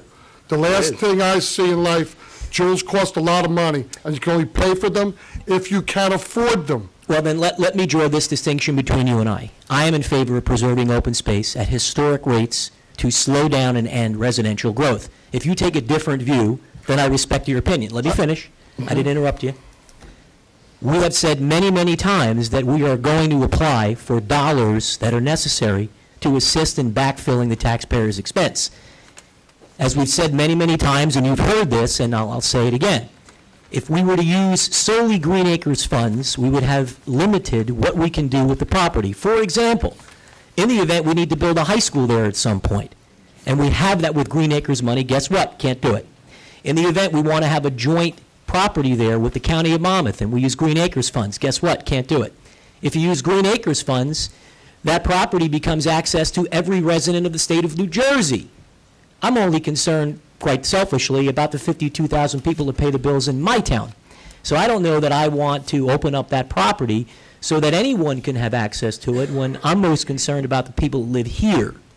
So there are many reasons why it was not practical, nor did it make sense from a strategic perspective to go and try and use Green Acres funds. The other thing, quite frankly, Mr. Walsh, is any one of us who reads the paper or follows what's happening with the state of New Jersey knows that the state of New Jersey, in essence, is bankrupt. So any one of us who sits here and says, we should apply for state aid because that would help the taxpayers, is absolutely and fundamentally misleading the people of this municipality, because Trenton doesn't have any money. They don't have additional funds that they can give us. They're barely able to meet their pension obligations. They're barely able to fund the Department of Transportation's roadway requirements. So we need to be candid and realistic. I got to interrupt. This is the citizens' time, and we're getting into a debate of council members. You are correct. We should let them have their 5 minutes. Next people are going to be bankrupt to the people of Howell. We keep on spending $25 to $30 million of their money whenever we feel like. Well, I'll be interested to The hear next people are your... going to be bankrupt, the people of Howell. Yep. Well, I'll be interested to hear your recommendations at the budget meeting, since I haven't heard you come up with a single one yet. Let's really get down to when we're going to cut spending. Come up with some, Mayor. All right. The citizens. What else do you have? No, those are the only two issues. But I'm going to come to the next meeting. Good. Talking to the mic, by the way, Mike. I would like you all to tell me, what is the decision on the way you're going to handle buying or getting grants for these properties? I think we could tell you right now. Now I have two different. No, I don't think that's true. There isn't any difference. There really isn't any difference. There are realities of what we're able to do, and I'll give it to you. Okay, I understood what you said. Yeah. So what you're telling me now is we go lay out $22 million worth. We don't know that 22 is the number. Hypothetically, I'm just quoting what the papers Yes, say. that's correct. Okay? And 10 years down the road, Okay, we want it as open space. Not necessarily. Preserved green acres. No, That's not that's what necessarily Mr. the Walsh case. said. That's what Mr. Walsh said, right. No, that's what I'm interested in. That's why I tried getting onto the committee. I'm not interested in building on properties that we want to preserve, yet you told me. That's 10 not a years property we want to preserve. There's a lot of misinformation out there. We're going to preserve it for now because we have no money to put anything there, but that's intended as an identity-creating site for the township. Okay, to keep me short, because I know there's people okay. behind me. You're actually the last person. Do me if I am? You were the last person to speak. Oh, okay. On public. I was going to ask you, would you do me a favor, send me an email explaining? I'd be happy to. Because right now I see your have number. three I different can opinions. call you. It'd be easier than to type it all out. Cool. All right, And we you have your my number. email address. God knows you have enough emails. I do. I'm happy to email with you anytime. Okay. All right, thank you, Ms. for your Pozo. time. We appreciate your If time. anybody wants copies, well, you all got the email, so. But I have Okay. extra copies if anybody didn't read it. Thank you very much. All right, we're going to close the public portion. We're going to move to unfinished business. We're beginning with 8A1. This is 06, I'm sorry, consent agenda first. I apologize. I call everyone's attention first to the items that are marked with an asterisk. Those are the consent agenda items. We do have a series of add-ons that I would call everyone's attention to. Anyone have any questions? I'd just like to make one comment to the board and ask the manager. On 9B27, it is authorizing for the additional funds for the sanitary sewer 208 plan. That's in that amount of $922.50. Correct. I don't know if any of you did read the backup, but that is for the additional, I think that he had to review and send something to the county. We had to go back. Remember when Mazer came in here and did that short presentation on a couple of the changes on the 208 plan that were put in there but were missing from the actual plan, and he had to put it in writing and send it to the county. So that's what that additional $922.50, and that does complete that portion of the 208 plan, so that you understand what that's for. Page 7, top. All right, does anyone have any questions on the add-ons? It does appear as if, at least the copy of the agenda that I have, They were all is there. that all of these items are actually on the agenda. That's right. I'd like Okay. to ask a couple questions. Go right ahead. Manager. Tom, these are authorizations of non-fair and open contracts, legal notice, the gamut, satellite information. Are there prices on these? Which Or one? are these just open contracts? Which item are we talking about? 9B30, 9B29, let's- 9B31. All right, hold on, let's take them one at a time. 9B30, Let me, Mayor, if I could, I'll take them one at a time from starting with 9B28. please. First of all, I really can't stand that word non-fair and open contract. The fair and open contract law refers to a process by which you have to bid stuff out, and then there's things that are exempt from that, and they call those exemptions non. So it's not Okay. that it's not fair. It's just that we don't have to go through the formal rigmarole of bidding, but that doesn't mean we don't go out and get the best price we could. Okay. With respect to 9B28, authorize award of the contract to a licensed recycling facility. That's to take to Mazza and Sons. We really have two options. It's either the county facility or this facility. This facility is significantly less in expense. Okay. So we did check both. Typing services, Best Way, is the recommendation. Again, this is not something that we're required to go out and get a formal bid on, specifically because the money, the amount that we spend doesn't approach the limits. But nevertheless, what we do in this case is we get quotes. So the one we are recommending was the lowest at $4.50 per hour. We're just not sure that it's going to be under the bid threshold when a year is done, so we figured let's go at 17,000. So we're not sure it's going to be under that, so to be safe, we're going through the contract, asking council to make the award.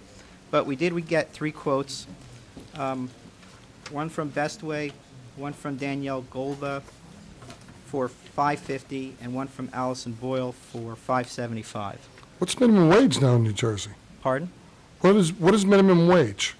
What is minimum wage? I think it's higher than $4.50, so we let the... 6, Might be right? 7, actually. Yeah, how are we taking bids on something for $4.50 an hour when minimum wage is $7 by law in the state of New Jersey? Help me there. Yeah. Yeah. Help me there. This is what they're quoting us. These are contracts that are not, technically, they're not employees of us. So if they want to bid at $1, I guess it's up to them. Yeah. It's a function of the competitive bidding, I guess, or solicitations. The next one, 9B30, this is the, this is for advertising legal notices. Again, this is exempt because, typically you have 1 or 2 large newspapers in the region that you can go to. However, again, here, I'll just point out that where we did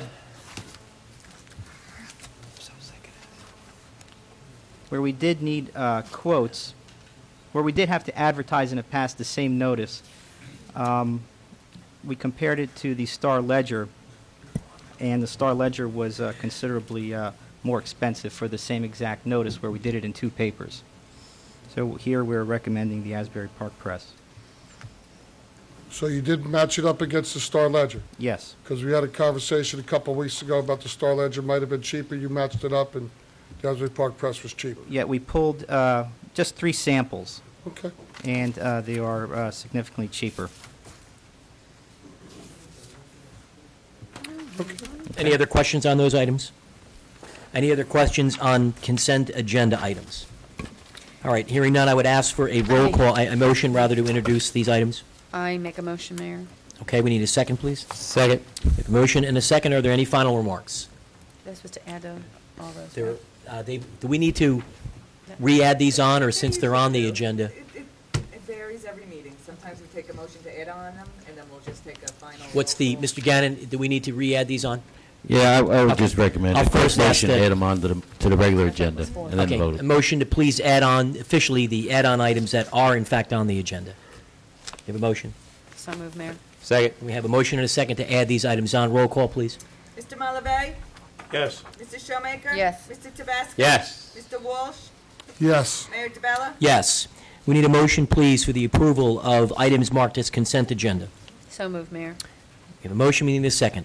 We Second. just need to talk, I'm sorry to interrupt. Okay. Just the motions, when we talk about appointing Environmental members to Commission. the different Environmental committees. Commission. Hold on 1 second, because I thought we were going to do, I apologize, I would ask that we do the 9C motions separately. 1 and 2. 9C 1 and 2, and we can include 9C 3 on the motion we just received. So 9C 1 and 2 need to be done separately. Everybody okay with that? Does the maker of the motion agree? To amend? To amend? Yes. 9C7 was, Seconder agrees. I'm sorry, it's 9C, no, just 9C 1 and 1, 2 2, and 7. okay, good. Let's see, 1, 2, and 7. 1, 2, and 7 we're going to do separately. All items except 9, 1, 2, and 7. Roll call, please. The motion was To amend. Motion is, we already had the add-on, we passed that. There was a motion by Mrs. Showmaker and a second by the Deputy Mayor to approve all items except 9C 1, 2, and 7, for which we'll have a separate vote. Mr. Malavey? Yes. Mr. Showmaker? Yes. Mr. Tabasco? Yes. Mr. Walsh? Yes. Mayor DeBella? Yes. 9C1 by statute is the mayor's appointment. I am appointing Bobby Sue Bowers to fill the vacancy in the Environmental Commission. The term expires 12/31/2008. I'd ask that Ms. Bowers be contacted. She was a long-term member previously, and good to have her back. Yes. With respect to 9C2, I'd like to suggest we appoint Mr. Steve Meyer as the alternate 2 member. I'll second that. I can't make that as a motion. I need someone else to. It's my own personal recommendation. We need someone else to make the Once motion. we have this motion, I'll make the motion. There you go. We have a motion. Mr. Walsh, you'll second that? Second. We have a motion and a second. Under remarks. The only remark I'll have is that when I spoke to Steve before the year end, he had told me, and I could be interpreting him incorrectly, that he really didn't want to be on any boards this year. So I think, have you reached out to him and actually spoken to him? I have not reached out or asked him if he would be willing to do it. Oh, he's right here. He's always been so willing to serve, and with his many years of experience, I'm certain he's willing to accept. Isn't that right, Mr. Meyer? All right. Okay. So we have a motion and a second. Are there any additional remarks?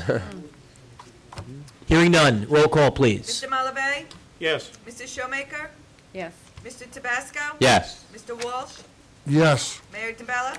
Yes. Mr. Meyer, it's good to have you back. Thank you.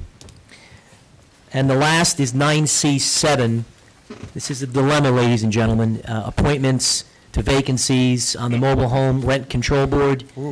We have been desperate in attempting to find people. We not only couldn't find individuals, we could not even get individuals to apply who might be interested in filling the role. So frankly, we're at a bit of a dilemma. We all received a letter from the chairman, or the chairperson of the committee, I should say, pleading with us to fill these roles.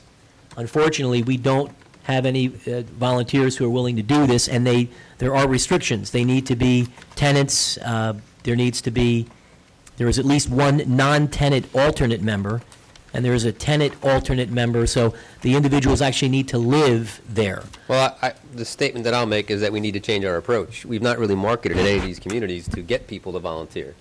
So we should put forward some kind of marketing effort, whether it's door-to-door knocking with the people That's that not live true. there. That's not Have there been mailers that gone to everybody in those That communities? is not true.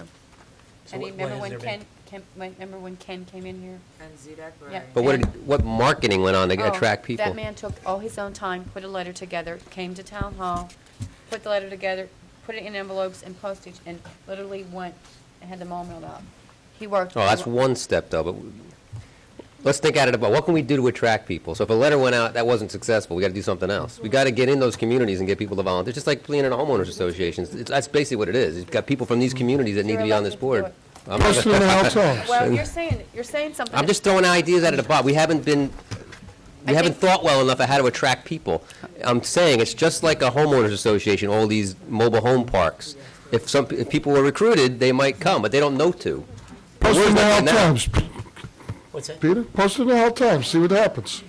I will let you know that in every mobile home development, there is, as by ordinance in There's a box. Howell Township, there is a box, Yeah. with a notice box. And in that notice box, there's always something that's been put in the past. So you may want to start there, Peter. No, I'm just, I'm No. not saying me, I'm just, No. let's think at it about, I think Tom. Yes. I'll talk to you. Look, we need to be creative here in recruiting people to get on this board. It's not just been this year as an issue. It's been every year since I've been in town that we can't get people on this board. So we're not approaching it. All I'm saying is we're not approaching it the right way. Whatever we're doing isn't working. So we got to change what we're doing to attract people. We start paying them, Pete. Yeah, we can't do that. Can we, I happen to agree with Mr. Tabasco that we need to attempt to re-advertise. There's turnover. People move. They might not always read the material that might be posted in the box. Can we, in fact, taking Mr. Walsh's recommendation, maybe take a half-page ad in the Howell Times? Attention residents, list the communities. We're looking for volunteers who would like to participate. They'll post for free. You get them a salt thing, they'll post it in the Howell Times for free. Yeah, I mean, they may put it in there for free, but I know the clerk's office has a print budget. If we put it in a way that maybe caught people's attention, they may see it. I think we should put it in there for free as well in the bulletin piece, but, I mean, if we're desperate to find people. We have a letter here from the chairperson. We have statutory obligations to fulfill, and they can't get a quorum at the meetings.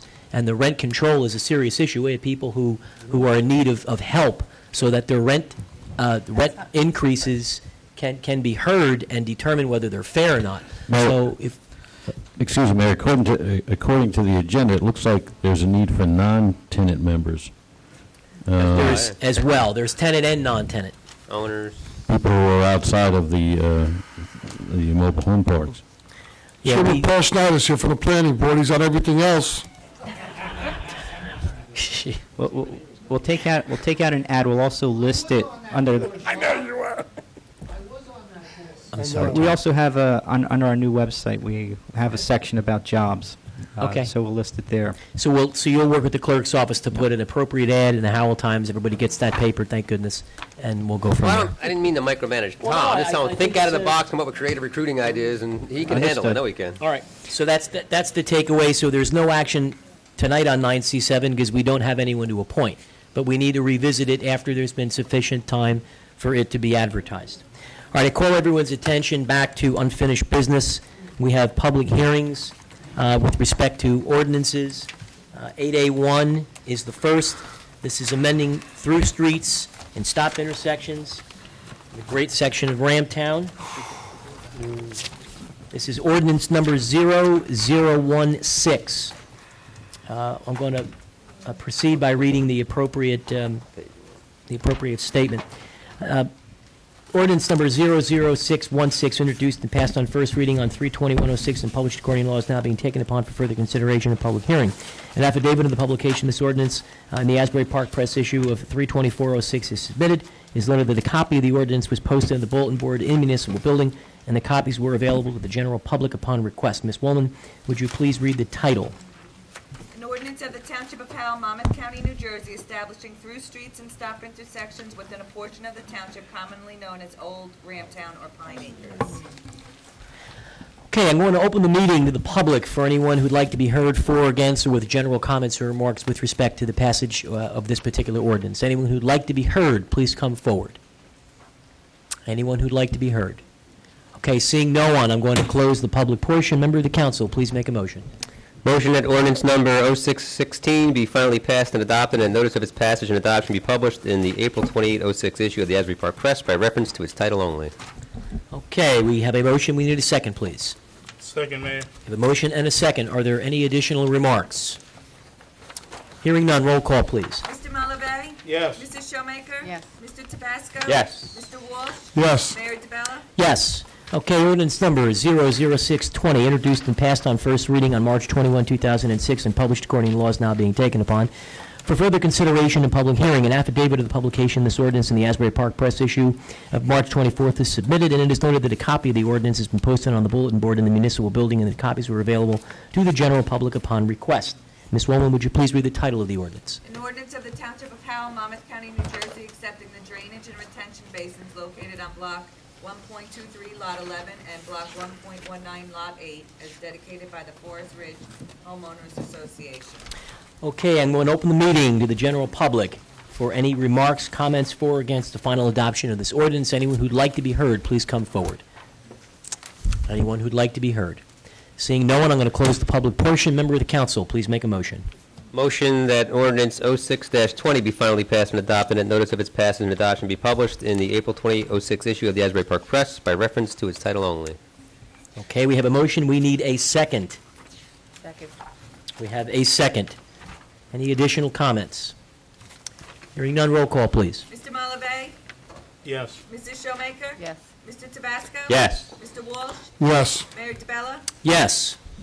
Okay, ordinance number 00621, introduced and passed on first reading on April 11th and published according to law, is now being taken upon for further consideration and public hearing. Affidavit of the publication of this ordinance in the Asbury Park Press issue of April 14th, 2006 is submitted, and is noted that a copy of the ordinance has been posted on the bulletin board of the municipal building, and that copies were available to the general public upon request. Ms. Woolman, would you please read the title of the ordinance? Bond ordinance amending in part bond ordinance number 04-32 adopted on July 20, 2004, as amended by bond ordinance number 05-9 adopted on March 15, 2005, for the acquisition of land for public use in order to increase the appropriation therefore by $3,800,000 for a total appropriation of $22 million, to increase the authorized bonds and notes to be issued to finance a portion of the cost thereof by $3,610,000, for a total debt authorization of $20,900,000, and to decrease the allocation of the appropriation to costs permitted under NJSA 40A:2-20, authorized in and by the Township of Howell in the County of Monmouth, New Jersey. Okay, I'm going to open the meeting to the public for anyone who'd like to be heard for or against, or general remarks with respect to comments for or against final adoption of this ordinance. Anyone who'd like to be heard, please come forward. Anyone who'd like to be heard, please come forward. Seeing no one, I'm going to close the public public portion. Member of the council. Motion that ordinance number 06-21 be finally passed and adopted, and that notice of its passage and adoption be published in the April 28, 06 issue of the Asbury Park Press by reference to its title only. We have a motion. We need a second. Second. We have a motion and a second. Are there any additional remarks? How much are we bonding for on this here? Mr. Filiaccio? Hold on. He just read it. We just read it. 20,900,000. It's 18.2. 20,900,000. It's a total of 20,900,000. It's an increase of 3,610,000 from the previous authorization. That's for the two. Tonight, you were authorizing an amendment for an additional $3,610,000 in debt. That's right. Okay. Have we ever applied for any grants from the state or county to help in the purchase of these properties, Mr. Chinaki? Not specifically for these properties, no. Mr. Filiaccio, before he was here, any that you know of us asking for state or county monies to help in the purchase of these properties? No, sir, there has been talk, there has been conversations and meetings with several organizations. There's been no official applications for grants. Are there any plans that we have with this property, any preconceptuals? Yes. Excuse me? Yes. There were preconceptions. I think that some of the concepts Mayor DeBella alluded to have been put on paper in sketch concept form. There's conceptual right here. I'm not sure who. Mike Vina's firm did it. Mark Vina's firm did it.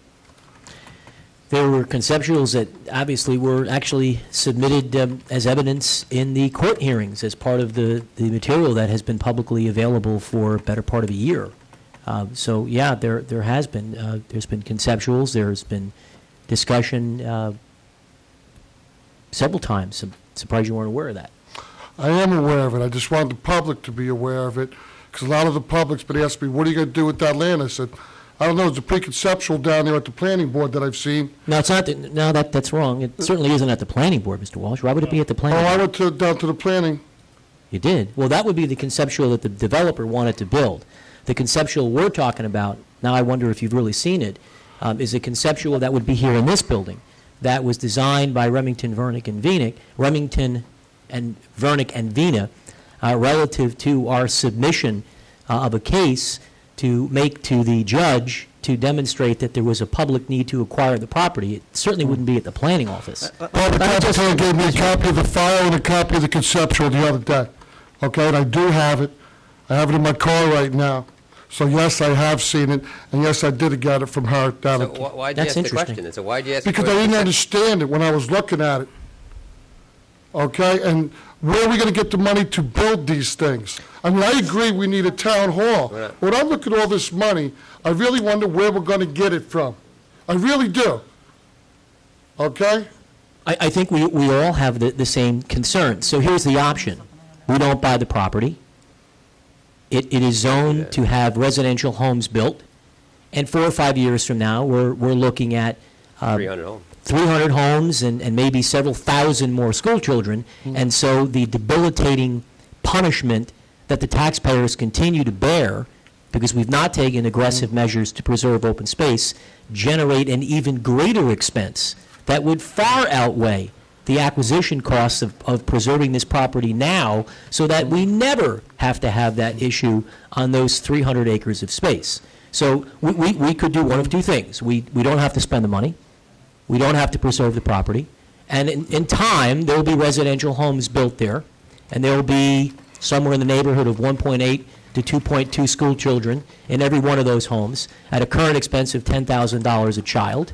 And amortized out at the rate of inflation over a broad period of time, we will add a significant expense to the municipality, absent the level of revenue needed to help us pay for running the community. That's option one.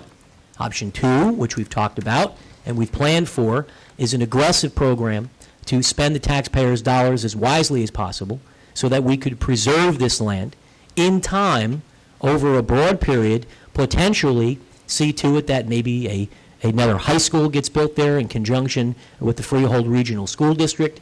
Perhaps over time, there are recreational amenities that get built with private partnerships and other funds that may be available. An auditorium, ice skating rink, the Performing Arts Center, the amphitheater, the and along equestrian the center. way, We had all these, it's all the concept plan. And along the way, we work with all of the necessary agencies with whom we have formal written dialogue and correspondence that's documented that reveals that we've had substantive discussion with both the County of Monmouth, with an organization that is interested in preserving the land that runs in the track around the waterway, and we bring in additional funds to help pay down the mortgage that we will assume on this property. So there's option A, which is let it be residentially developed. There's option B, which is preserve it. I can only speak for myself. I think the sentiment of the public, certainly the sentiment of Mr. Mike Pelizzotto, is that we need to slow down the rate of residential growth and that we need to preserve open space. So those are the options. Well, I'll add one point that then I'm just going to shut up about this. Our efficiency review of the township said, listen, you have 52,000 people, and for those people, we are sorely lacking in services for all the citizens and the seniors. This property from the very beginning was intended to be an identity-creating site for the township, not necessarily to spend the money now, but we will not have the opportunity to get this land ever again if we let it go. So the intention was to get it now, and as we came up with the monies later, to put the amenities in that even the audit, or whatever you want to call it, the efficiency review, said we need to provide to the people at some point down the road. How many building lots is these two properties, Mr. Chinaki? Oh, I've never seen a development plan for it, so I don't know what the zoning calls for. One of the, I think it was Pinnacle, actually had a site plan for 160-plus homes. We know the other site was pretty much the same 160. size. It would be about 320 houses, just as a ballpark. What is that, what is it zoned over there? Isn't it zoned 2 acre? It is currently zoned, I believe it is currently zoned as 2 acre. And we have, as a member of the planning board, I can tell you, Mrs. Showmaker has sat there as well, we've had very little, if any, positive commentary with respect to moving to 6 acre zoning. In fact, the planning board is leaning toward not moving to 6 acre zoning in large measure to the outcry of the people that have come to the meeting after meeting after meeting after meeting and said, we don't want 6 acre zoning. We want to leave it at 2. Mr. Tintilla was here. I know that he sued the town because he was against 6 acre zoning. So clearly, making it 6 acre zoning doesn't appear as if it is a solution. So if we were to leave it at 2, knowing that that may be the highest that we have zones for, unfortunately, we're going to be stuck with many residential homes being built there. If it's 300 acres and it's 2 acre zoning with wetlands, roads, things like that, there'll be no more than 120 to 130 homes built, not hundreds. That's not and true. And it won't be thousands of children. That's not true. It's 1.4 school-age child per home. That came from Herb Mouse and Enid Golden. Okay, it's not 1.8 to 2.8. It's 1.4 school-age children per home in Howell Township. That's still almost $20,000 of expenses at today's dollars. So we would amortize that with salaries, medical benefits, and other expenses. That $20,000 today is clearly worth $30,000 or $40,000 in a few years from now. It's clear the state is not taking any aggressive measures to reform how education gets funded, and you're factually mistaken with respect to the number of homes. There have been conceptuals submitted, one of which had at least 100 homes on it already. And we could debate this. I think that the fact is there's 2 choices, and everyone is free to come up with their own choice. But Mayor, if it's 300 acres and it's 2 acre zoning, without any wetlands or roads whatsoever, the maximum homes is 150 homes. Well, am I correct, or am I real wrong? I mean, help me.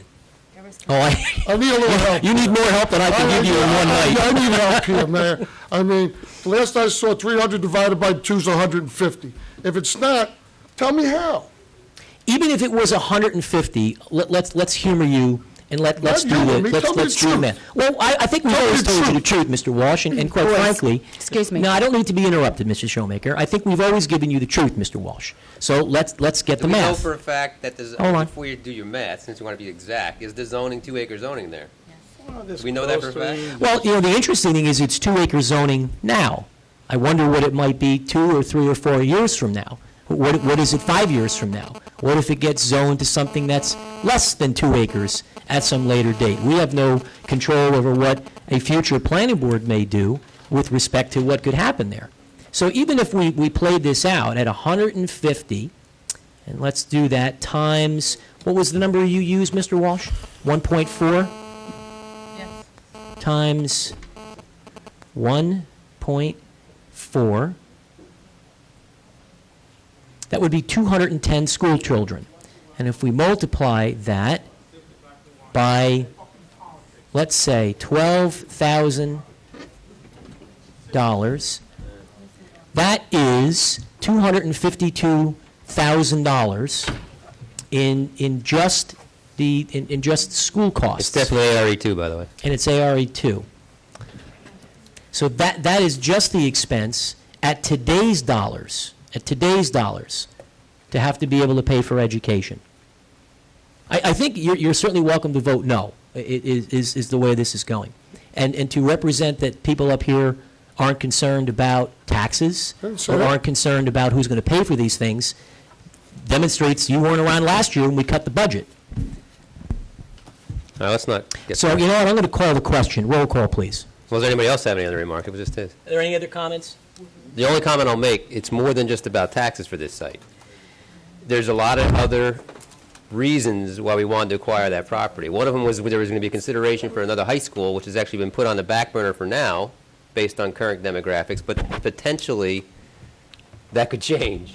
And if there is going to be another high school, we have most of the kids in the system. We like that spot to be considered for where the new school will go. The county has considered trying to protect the Manasquan Reservoir waterway over there, and they're very interested on the eastern part of that property, so they would become a player in this once we did decide to develop it at some point. And on the western side, we have more of the upland. We wanted to create identity-creating amenities for the people of this town that need services, and in fact, that was backed up. After all the years we've been debating this, we had an efficiency review done, and that very, very definitely said we need to provide services that are not there now for people, including when you look outside this building, you see the little recreation building over here that's the size of a little postage stamp. We definitely need something a little bit better than that. So there's other reasons other than tax reasons, but even just that one reason alone, I kind of agree with you, Joe, that getting this property and keeping it from becoming houses actually helps the people of this town long term, even on a tax basis.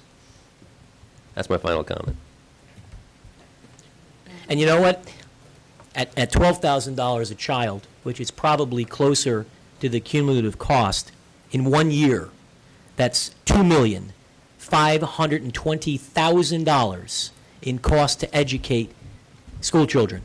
1 year, folks, let me just make that very clear.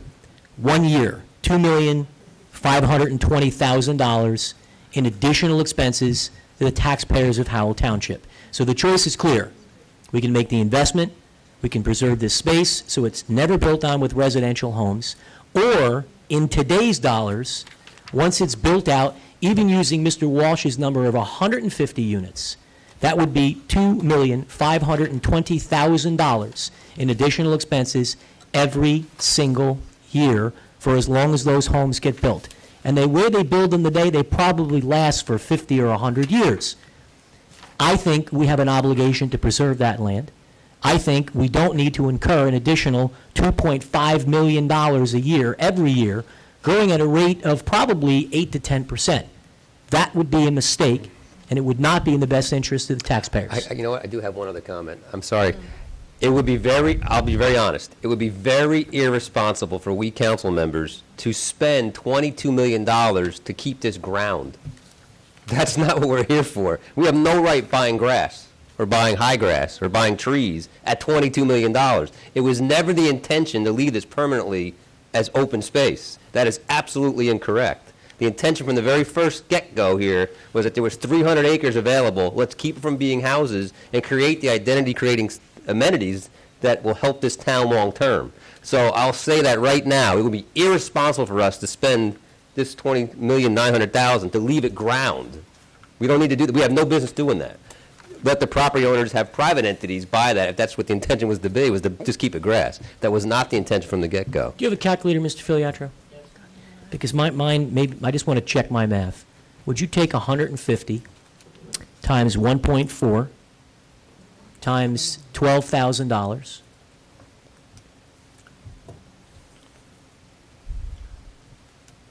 $2,520,000. I didn't hear you. $2,520,000. $2,520,000. There you go. So, boy, that's an awful lot of money on the taxpayers' backs. And I'm not about not preserving this land. I just think we should have went for county and state money. We could have done things with it, kept it green. It was been set up here by Councilwoman Schumacher, by you, Mayor, by you, Deputy Mayor Tabasco, that it only limited what we could put on it if we use county and state money. We didn't say that. Limits We the said usage, Green too. Acres money. We never Green said Acres. county and Green state. Acres. Green Acres, We that, said Green Acres Oakland specific. Park is already a state park, and we have All right. very Couple limited things. usage of it because of that. couple things you need to get there. There's farmland preservation, there's open space preservation. That's one thing. And Green Acres funds and other funding. That you need, and Green Acres funding does limit what you can and cannot do on properties. There are other potential, and I think it's your statement is extremely misleading. And I don't want to, I will never banter in the conversation that you guys have, never. And I'll tell you, it's beneath me. And I'll put that on the record. However, I will tell you this, that we as council absolutely engaged in conversations with outside entities to gather funding. It was, and so put that on, have that on the record. There was no, what you're leading these few people out here to believe is that there was no conversation engaged, and that is completely false. There were conversations that were engaged with the county and other entities, and there was nothing brought forward at this time. I asked if things were applied for, Councilwoman Schumacher. What am I supposed to, sit up here and not ask the professionals if things were applied for? No. Well, I understand, but what you're stating is that there was nothing on our part in respect to outside funding, and that is not truthful. Okay, we're going to call the question. Roll call, please. Mr. Malave? Yes. Mrs. Showmaker? Yes. Mr. Tabasco? Aye. Mr. Walsh? No. Mayor DeBella? There's 2.5 million reasons from now to infinity to vote yes. To do otherwise would be fiscally irresponsible and tax and spend happy. Absolutely yes.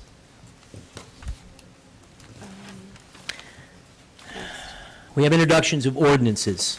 9A1, 00622. Mr. Zanetti, I'm going to turn this over to you for background explanation. I need to step off the dais and call home for a moment. I just got a call.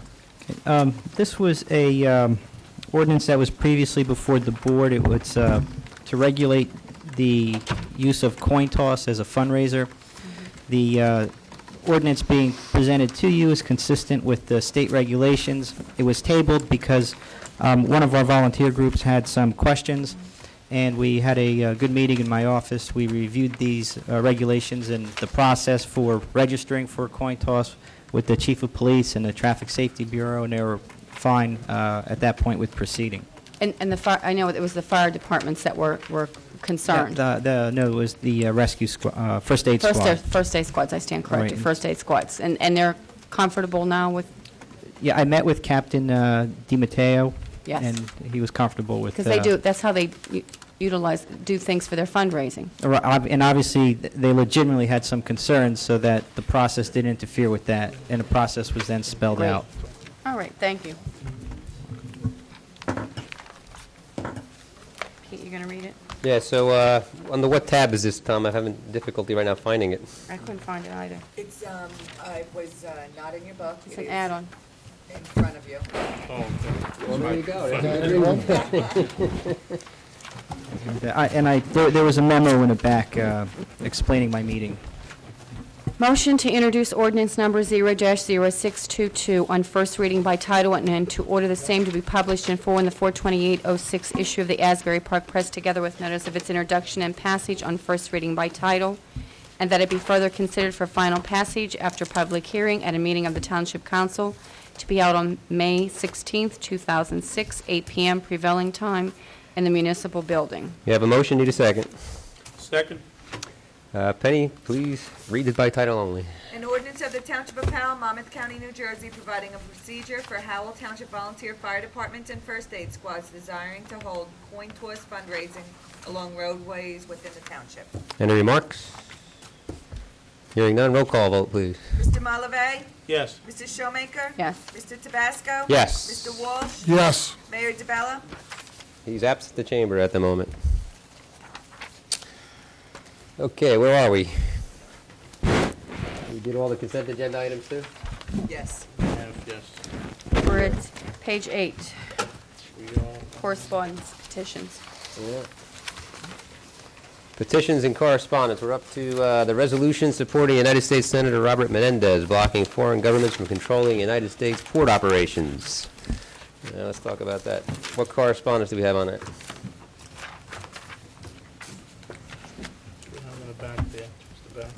I think it was just a, the town of Secaucus passed a resolution supporting that measure, I guess, by Senator Menendez. Resolution that was passed by Secaucus, I believe. What exactly does it Town of say? Secaucus, yes. Well, it basically states that, Oh, here it is.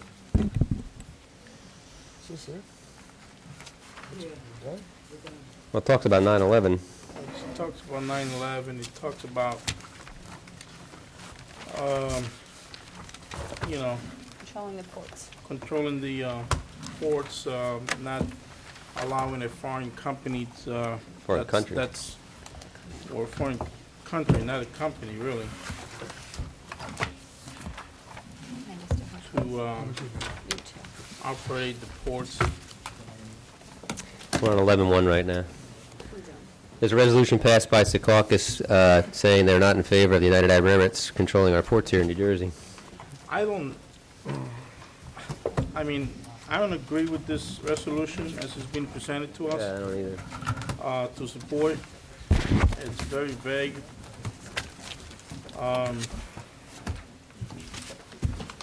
You know, I'm concerned that it would exclude any American citizen who, from a foreign, an immigrant from a foreign country as a U.S. citizen from owning the ports, basically, which I don't necessarily agree with. This was provided to you, oh, sorry. Just for informational purposes? Yeah, we're not really... So this is informational, no action So needed? we're not, like, No. we're not Support, supporting, no. we're not sending a resolution, a letter of... Nothing. Unless you direct us to do so, it's just informational. Well, I'm not in favor of it, not as it's been presented, but that's only one of five, so. Okay. So we're not taking action on 11-1. Under 12, we have a special meeting this Saturday, the 29th, beginning at 8:30. As I've mentioned earlier, I have a family commitment. I'll arrive as quickly as possible. Okay, Student good. government mock meeting is Tuesday, begins at, says here, at 6 o'clock. That's correct. And I guess they have their meeting at what time, 6:30? 6:30. And then our executive session will begin at 7. We have a workshop meeting on Tuesday, May 2nd, 2006 at 6:30 in these chambers. Our public participation meeting on Tuesday, May 9th has actually been transformed into a budget meeting. So there'll be a budget meeting in these chambers, 7:30, Tuesday, May 9th. We have our regular meeting on Tuesday, May the 16th, beginning at 6:30. And Howell Township night at the Blue Cross Stadium is May the 18th. Any additional business, Mr. Zunecki? I have one comment about these meetings. That student government mock meeting is at 6:30, but just know that they do come here to Town Hall and meet with everybody, and they actually have breakfast here at about 9:30, so any of you council members that want to come and spend some quality time for a half hour, so come for breakfast. Yeah, 9:30. Yeah, it's Tuesday, May 2nd. If you were to call the clerk's office, I know they have the details and the itinerary. Breakfast of at who's 9:30, coming. right there. Okay. Yes. Is there anything else, Mr. Zunecki? Just, I neglected at the start of the meeting. Mr. Davis asked me to pass along his apologies. He had a personal matter he had to attend to last minute. All right, hearing no other business, motion to adjourn. So moved, Mayor. Second. All those in favor? Aye. Have a good evening, everybody. Good night.